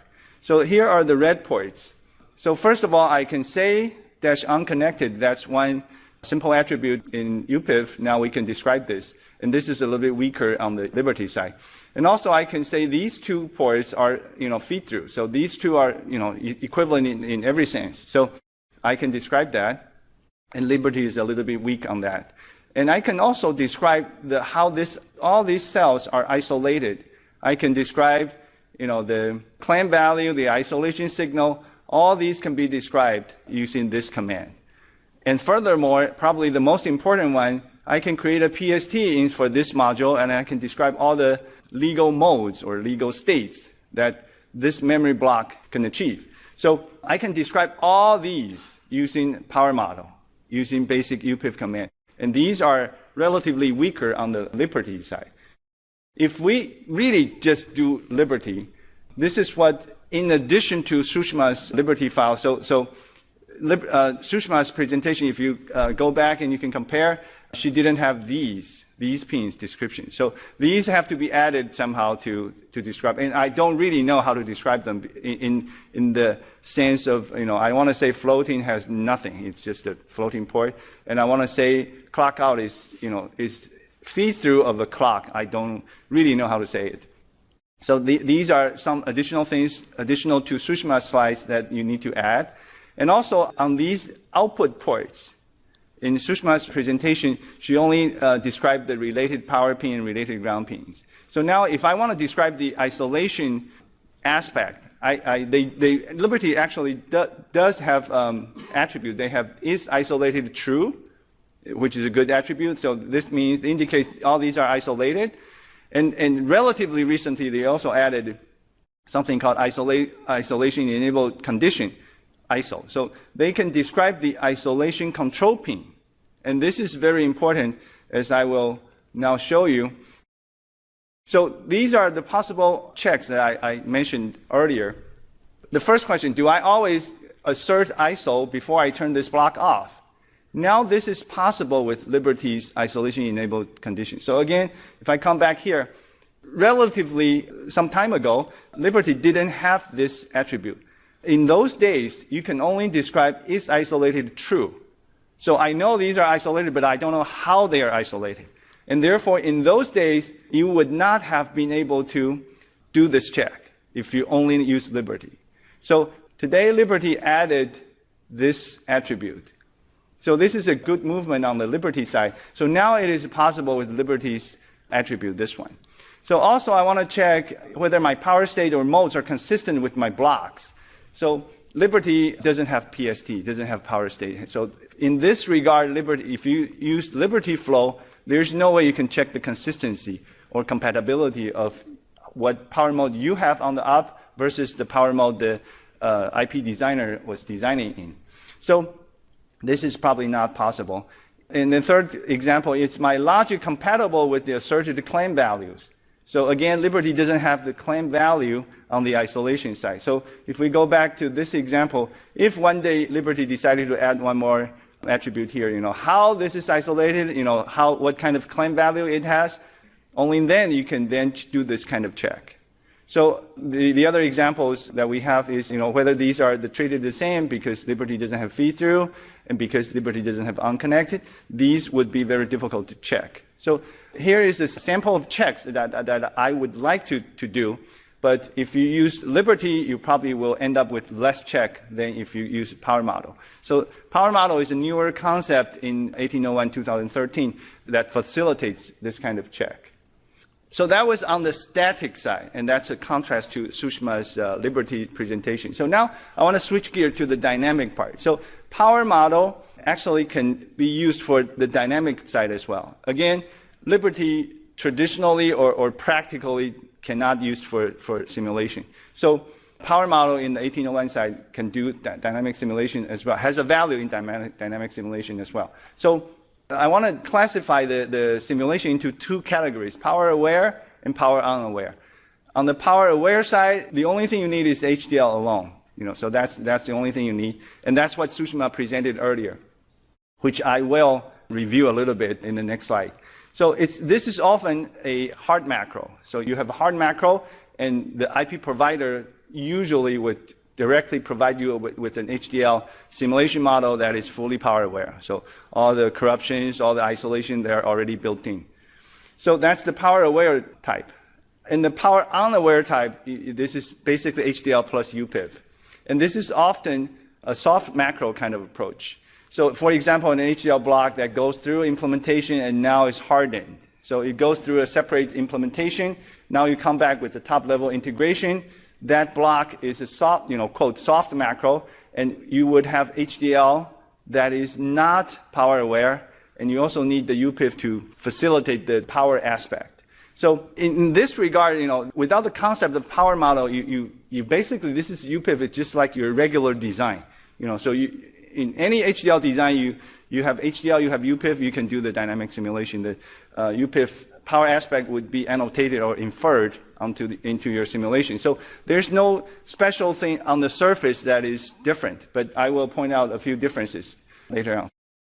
Let's review Sushma's example again. So this is the power unaware HDL. This is the exact code that I copied from Sushma's earlier presentation. So this is the power aware model. So in this power aware model, you have to handle all these corruptions, how do you have some corruptions. So all these you have to handle inside the Verilog model.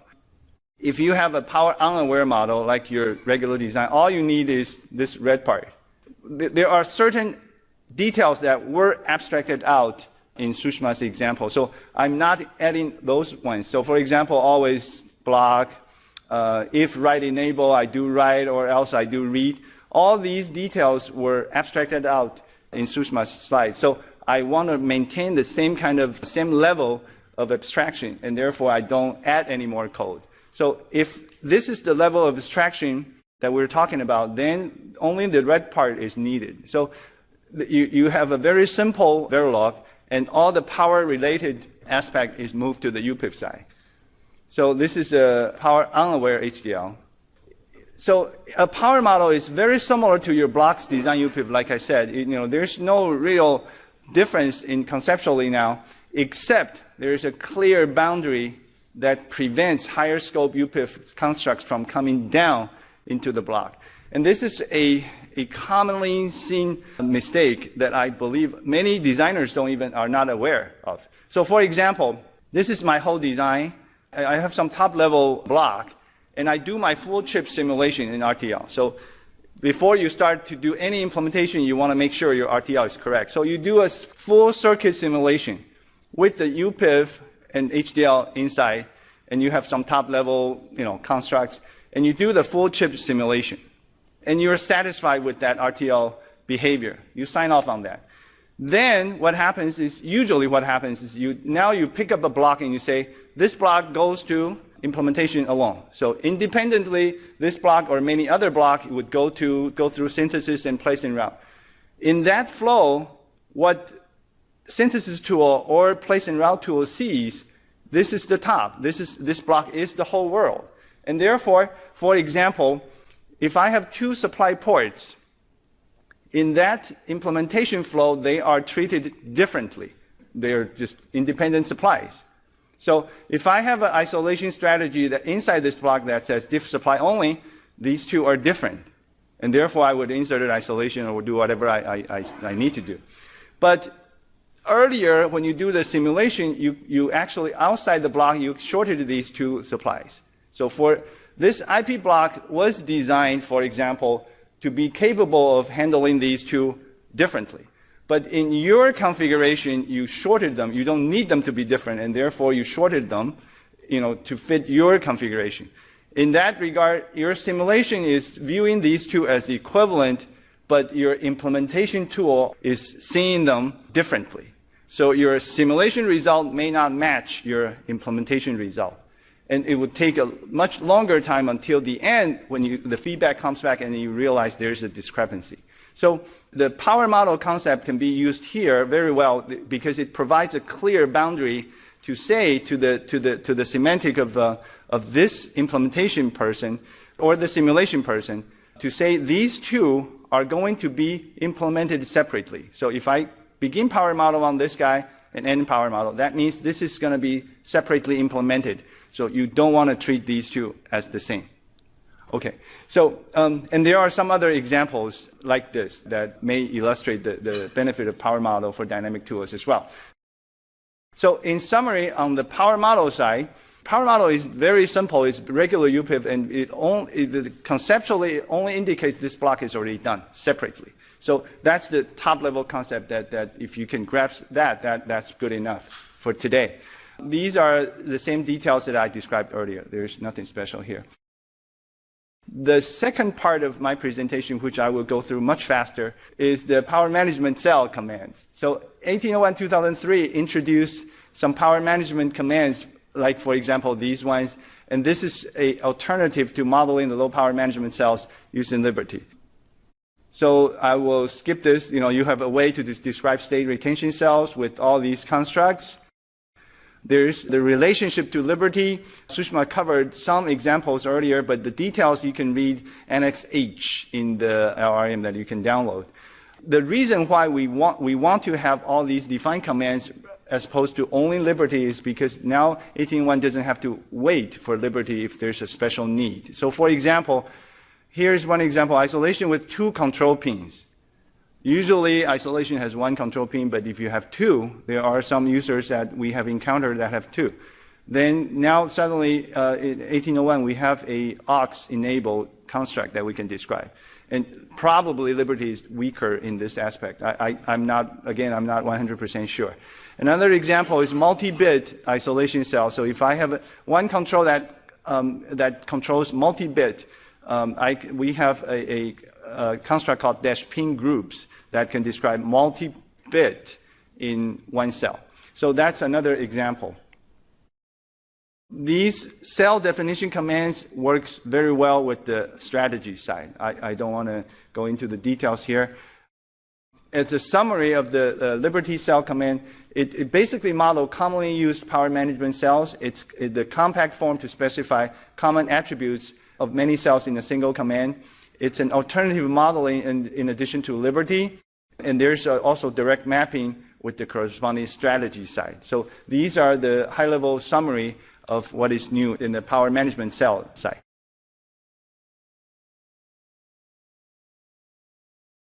Trying to catch up some time. I think we're really short on time, so I'm going to probably skip over at least half of this. So I wanted to take a Cortex MP core as an example to illustrate how you might use UPF for describing a piece of IP. So in this generic example, there's a CPU core that essentially has 2 domains. It's the FPU and everything else. And then there's a cluster of those CPUs at the MP core level, which is essentially the cache RAM instances, the debug power domain, and everything else. Pictorially, it looks like this. A little bit difficult to see in black and white, so I've colored it for you to see the domains. And what you'll notice is every domain crossing, there is some clamps to do the isolation that we've been talking about earlier today. But one point I wanted to make was that although the clamps may be in the logic hierarchy, physically located in the FPU logic hierarchy, they may be actually placed over here. So really it's probably more accurate to look at them like this, but that requires your library has dual rail isolation cells. Whilst we're talking about hierarchy, I just wanted to give a very quick tip about an old chestnut that has caught a few people out, and it's to do with the so-called redundant isolation cells that occur between 2 elements in a domain. So if you have a domain here that you create a domain read out of elements A and B, and then you put an isolation strategy on your domain red, you may be rather surprised to find there's an isolation cell between A and B. This is because if you think about it from a logical Verilog point of view, the wire that connects A and B is in fact in top and it's outside the domain. So if you want to avoid that rather surprising redundant isolation, you could perhaps take a different approach and create domain red from the top and put everything in it. And then that problem goes away and you can achieve the same thing by putting element C in a different domain. However, that workaround may not work if you've got a much more complex situation. And so actually it's much better, if you can, to always align your power domains with your logic hierarchy. And here now you can see created domains red and blue, and that whole unexpected isolation problem's gone away. Although you can now with 1801, by using source and sink filters or diff supply only, avoid that problem too. Jumping back to the Cortex-A example, I just wanted to show the power states that exist. So if we have a core that can be in run, retention and off, then the cluster has a number of cores, and there are some power states here associated with the cores and the RAM and the debug domain as shown in that table. So we'll come back to that power state table. The reason I wanted to show that is one of the key concepts that was introduced in 1801-2009 was this concept of successive refinement. This allows you as an IP provider to describe the inherent power constraints that are in your IP that are independent of its application. So an IP provider would have the RTL and the UPF constraints, and that would be handed over to a licensee who would then take that RTL and configure it for their application. So for example, you might be determining how many CPUs you want in a CPU cluster, or what your test strategy is, or your debug methodology, etc. And so then you would add some UPF to that constraining UPF to configure it for the target application. And this is still in a technology independent way. So it's application specific now. And then that golden source that you can invest in and build up your verification equity is not destroyed when you come to do a technology-specific implementation. One of the limitations of UPF 1.0 was, in order to build your golden reference, you got drawn into specifying implementation-specific things like the actual name of a supply net or supply port, or the names of the switches. And so when you came to do your implementation, if those names changed, should you repeat all your verification? Probably yes. Whereas with this concept of successive refinement, it allows you to preserve your verification equity. And so when you come to the implementation, then you just add in your extra implementation-specific UPF that's technology-specific and go ahead with your traditional implementation. So that's the concept of successive refinement. So as a soft IP provider, the only 4 things that we need to provide that are inherent in the constraints of a piece of soft IP are the existence of these so-called atomic power domains. So they're the power domains that we don't want further subdivided. You could merge them during implementation or ignore them, but you can't split them. And then the next thing is the state that needs to be retained should you shut one of those domains down. And normally we just say retain all the state in the domain. And then if you shut one of these domains down, how the signals on the interface of that domain should be isolated high or low, without actually getting into the details of how they're prescribed high or low. And then the 4th thing is the legal power states of those power domains and the sequencing between them. And they, as an IP provider, are the only 4 things that we really should be prescribing. Everything else is application specific or technology specific. So what does that look like in practice? Here's some UPF code showing the constraints of the CPU. I think we've covered this a little bit earlier, so I'll just skip through very quickly. Creating a domain and specifically excluding the FPU. So we're creating the CPU domain and marking it as atomic, and then we create the FPU domain and mark it as atomic. So as an IP provider, I'm saying there are 2 domains here and you can't split them. And then I'm creating a retention strategy across the whole of the CPU, saying that you must retain all or nothing. And then these are the isolation requirements here, saying clamp everything low except for some things which I want to clamp high. And then here's the power state in UPF. So this is the UPF version of what we were looking at earlier. And it's showing here that I'm defining the FPU in terms of its supply sets. and then I'm defining the CPU in terms of its supply sets, but also in terms of the state of the FPU. So there is hierarchical power state here. This is one of the key benefits of the add power state command over the PST command that we deprecated in UPF, that was in UPF 1.0. So the ability to describe hierarchical power state is very powerful. So I'll skip over the cluster constraints. You can look at this offline. It's very similar to the CPU constraints, but just a little bit more complicated. So now we've created the constraints hierarchically for a cluster of CPUs. This would be then what would be taken and configured. Now, during configuration, one thing I wanted to very quickly talk about was the choice between flattened versus hierarchical configuration. So if you were to do it flat, you're essentially sitting at the top with full visibility into the hierarchy of the cluster and the CPUs below it. And so all you need to do is load your UPF constraints for the CPUs, and you'll see here it's the same constraint file is loaded onto the scope of CPU1 and CPU2, and the constraints for the cluster are loaded. And then all we need to do is go ahead from the top level and put in the isolation and the power switches, and we can reach down through the hierarchy to connect it all up at the various different ports to the power management unit.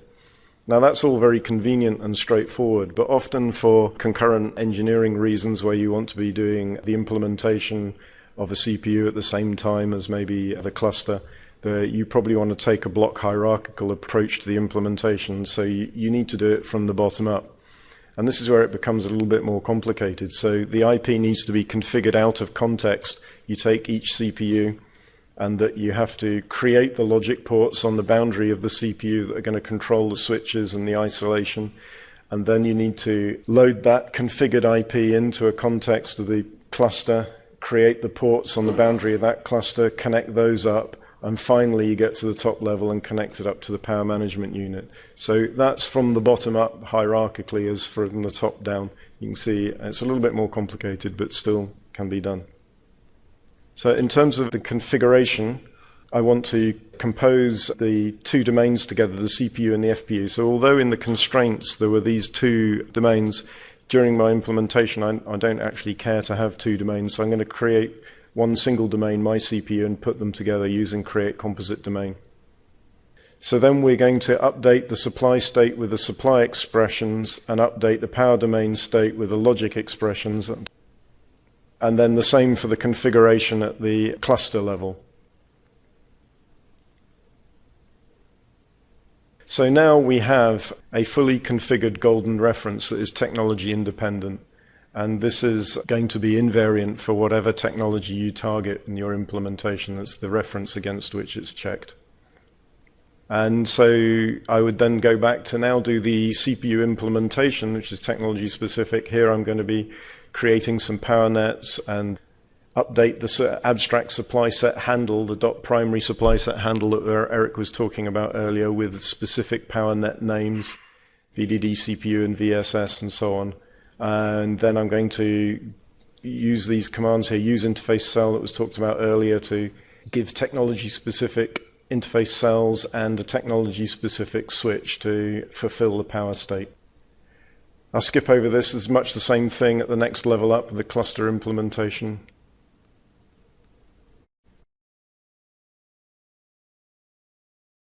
So there we have now the fully implemented technology-specific implementation of an application-specific configuration of the constraints that were inherent in the IP that was delivered.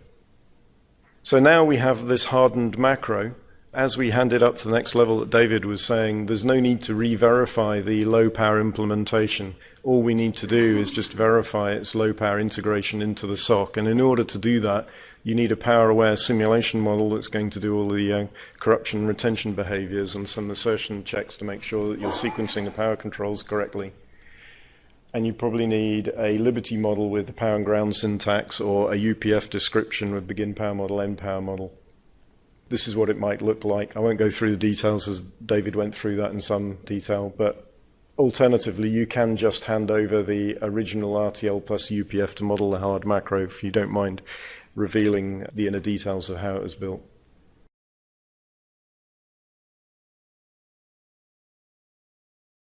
So this is about SoC-level design and verification. We'll start off with how to compose an SoC UPF. We saw how we could model soft IPs, we saw how we could model hard IPs. But a typical SoC, you have soft IPs, hard IPs, and you'll have these I/O pads which form into a category of cells. You can treat them as hard IPs, but you have those to deal with.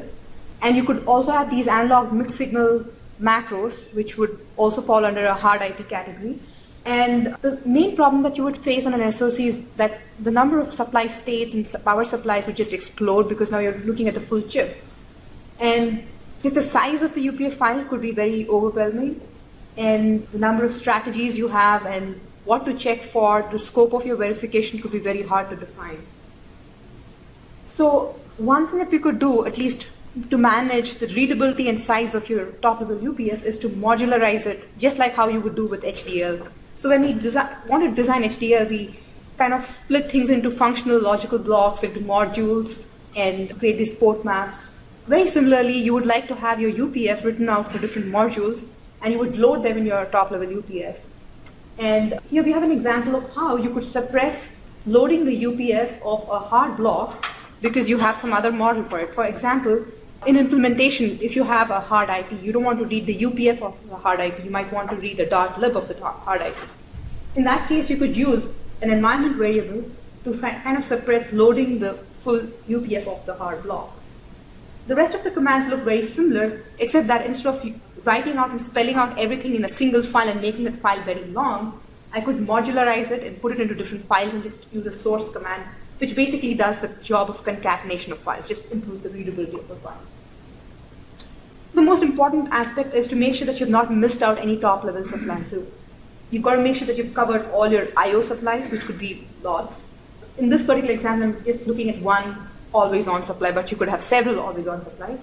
You could have a bunch of variable supplies that you could, use DVFS for, and you can also add properties to those type of supplies. Like an I/O supply could be a constant supply. You never turn it off. It's always at a fixed voltage. You could have an always-on supply, which is also constant, but you could also vary it, but the only point is that you won't turn off the supply. You could have a bunch of variable supplies. They would change voltages depending on states. You could also turn them off externally using a switching regulator. And it's important to make sure that we can come up with some sort of a table that describes what different states each supply could be at. And what we could do is, once you have a table, it's easier to just translate that into a UPF at power state kind of thing. So this table kind of corresponds one-to-one to this UPF structure. So I find it easy to actually look at the table, and then it's just a matter of syntax to convert it into a corresponding UPF. So again, top-level power states. If you were to write out every single possible permutation and combination, you're going to end up with a bunch of states for each of your supply sets. Again, as a first order of simplification, we can view this as a Carnot map. You'd like to simplify this into something that's more readable. Like if you look at this, these two columns are pretty much constant, and we'll see how we can simplify that. And if you look at the variable 1, there were 3 states for this particular supply. If you went to the previous state, you could look at this variable 1. It has 3 states. It could be 0.8 volts, 0.9 volts, or off.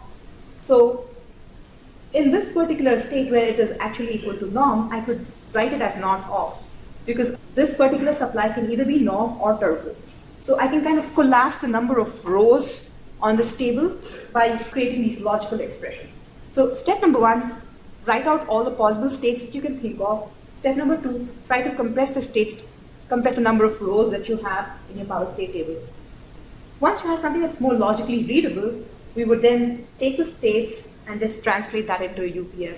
So again, once you have this compact power state table, you could convert it. It's just a matter of getting the syntax right, and you could spell it out using logic expressions to exactly do what this row does. So that's about states. So for a simulation person, it's not just the presence of a state, but it's also about state transitions. You could have 10 states, but some of these states could be transitional states. They're not valid states. And how you go from one state to another state is probably important from a simulation standpoint. So in this particular example, like we've taken 5 different states, and we can describe what kind of transitions are allowed and what kind of transitions are not allowed. In this particular example, there is an all-on state, which we've defined in the previous slide. It's a state where all the supplies are on. And there's another state in which all the supplies are off. I could describe a state transition and tell my simulation tool that a transition going from all on to all off is illegal. And that way I could flag an error if there are inputs that make me make this particular transition. So in order to make sure that you can spell out all the transitions clearly, it's easy to first identify all the illegal transitions first. Hopefully there are fewer. So you kind of rule out all the possible combinations, illegal combinations, and so these are all examples of illegal transitions. So you want to make sure that you don't jump from this state to the state directly. And then you start listing out all the legal transitions. So for instance, I have a transition called T1 in which I could go from an all-on state to either the var1 off state or var2 off state. So these are my legal transitions. I can compact it by both my from and to list can be a list, so I could put in as many states as possible. So anyway, the idea is to make sure that you can list all the state transitions, which is a dynamic requirement. So jump into some tips again. We discussed about how we could partition the UPF and make it kind of more modularized, follow the same kind of rules of HDL partitioning, how to partition the files. So a typical rule of thumb is if you have a place and route block boundary, you would typically have a UPF for it. And you would also have a UPF per power domain boundary. And you would load your submodule UPF using the load UPF command and with the scope specified to the module that you're loading it for. There's another question that people typically ask. Should I put the isolation level shifter inside a block? Should the IP be self-contained, or should we do it at the top level, keeping the IP simple? And it's like a rule of thumb issue. It also depends on how you want to implement it. But typically, when you have fewer domains, you could move all the complexity of the power management into the top level and keep your IP simple, like just keep them as one single domain. But as you have more and more domains, and again, more is subjective. So for some people, 10 domains could be more, and for some people, 30 domains could be more. But basically, depending on your implementation methodology, it would make sense if you have more domains to move the complexity inside your IPs, so that you could have IP level test benches that verify the IPs and validate that, and you keep the SoC top level integration level pretty simple. It just integrates the pre-existing blocks. So that's kind of a good rule of thumb to figure out whether you want to push complexity into a block or move it to the top level. We spoke about modularizing files. One more aspect that we have to be careful about is if you're dealing with mixed language designs. So if you look at Verilog is case sensitive, right? And VHDL is case insensitive. And UPF is case sensitive. So why is this important? Why is this case important? So we have certain commands like find objects in the UPF, which kind of lets you grab design objects. So depending on the way you write your pattern, depending on whether you're doing a Verilog design or a VHDL design, you could end up with different types of scores. So it's important to make sure that you realize what type of HDL you're writing in UPF for. It's also important to know that UPF by default is a case-sensitive language, and it returns case-sensitive match patterns. Also to remember is that bus notations are different. So if you're looking at a Verilog, a bus notation would be a square bracket, and the VHDL it would be a parenthesis. So how you write your UPF depends on what language you have beneath. So one thing I noticed from my experience is that keeping the domain boundary in one HDL type, if you're writing a block, making sure that all domains for that block are all under one HDL type would make it easier for you to write the UPF. You don't have to worry about whether you're switching Verilog and VHDL. There's stuff about I/O modeling, and I'm just going to skip through it. You have all the details in the slides. There's one aspect I want to talk about is supply set reduction. When you have lots of supplies, and a good example is I/O supplies. There could be like 10 1.8 volt supplies. These are all electrically the same. So we could actually use the set equivalent command to kind of tell and shorten your file and make it easier for your simulation tool to check that these are all electrically the same. For macros, again, you could use find objects. And I know HDL, especially verification engineers, do not use Tcl much, but it's useful to compress your UPF file by using a lot of pickle constructs that UPF allows you to use to kind of simplify and make your file more readable, and as well as make sure that you make very specific connectivity based on commands like find objects. The power-aware simulation, you would need a UPF, HDL, your power-aware libraries, your bench drivers, and then you would generate reports, waveform coverage. In your test bench UPF, you would basically load your design UPF. You could have additional settings like set partial translation on. You could have your sim state settings. And I'm just giving you a Verilog test bench example, but basically you could use the package, import UPF package, and then turn on your supplies, turn off your supplies. You could also model dynamic supply on and supply off using some sort of HDL constructs, and put them into some always blocks and trigger the changes of the supplies using logic expressions.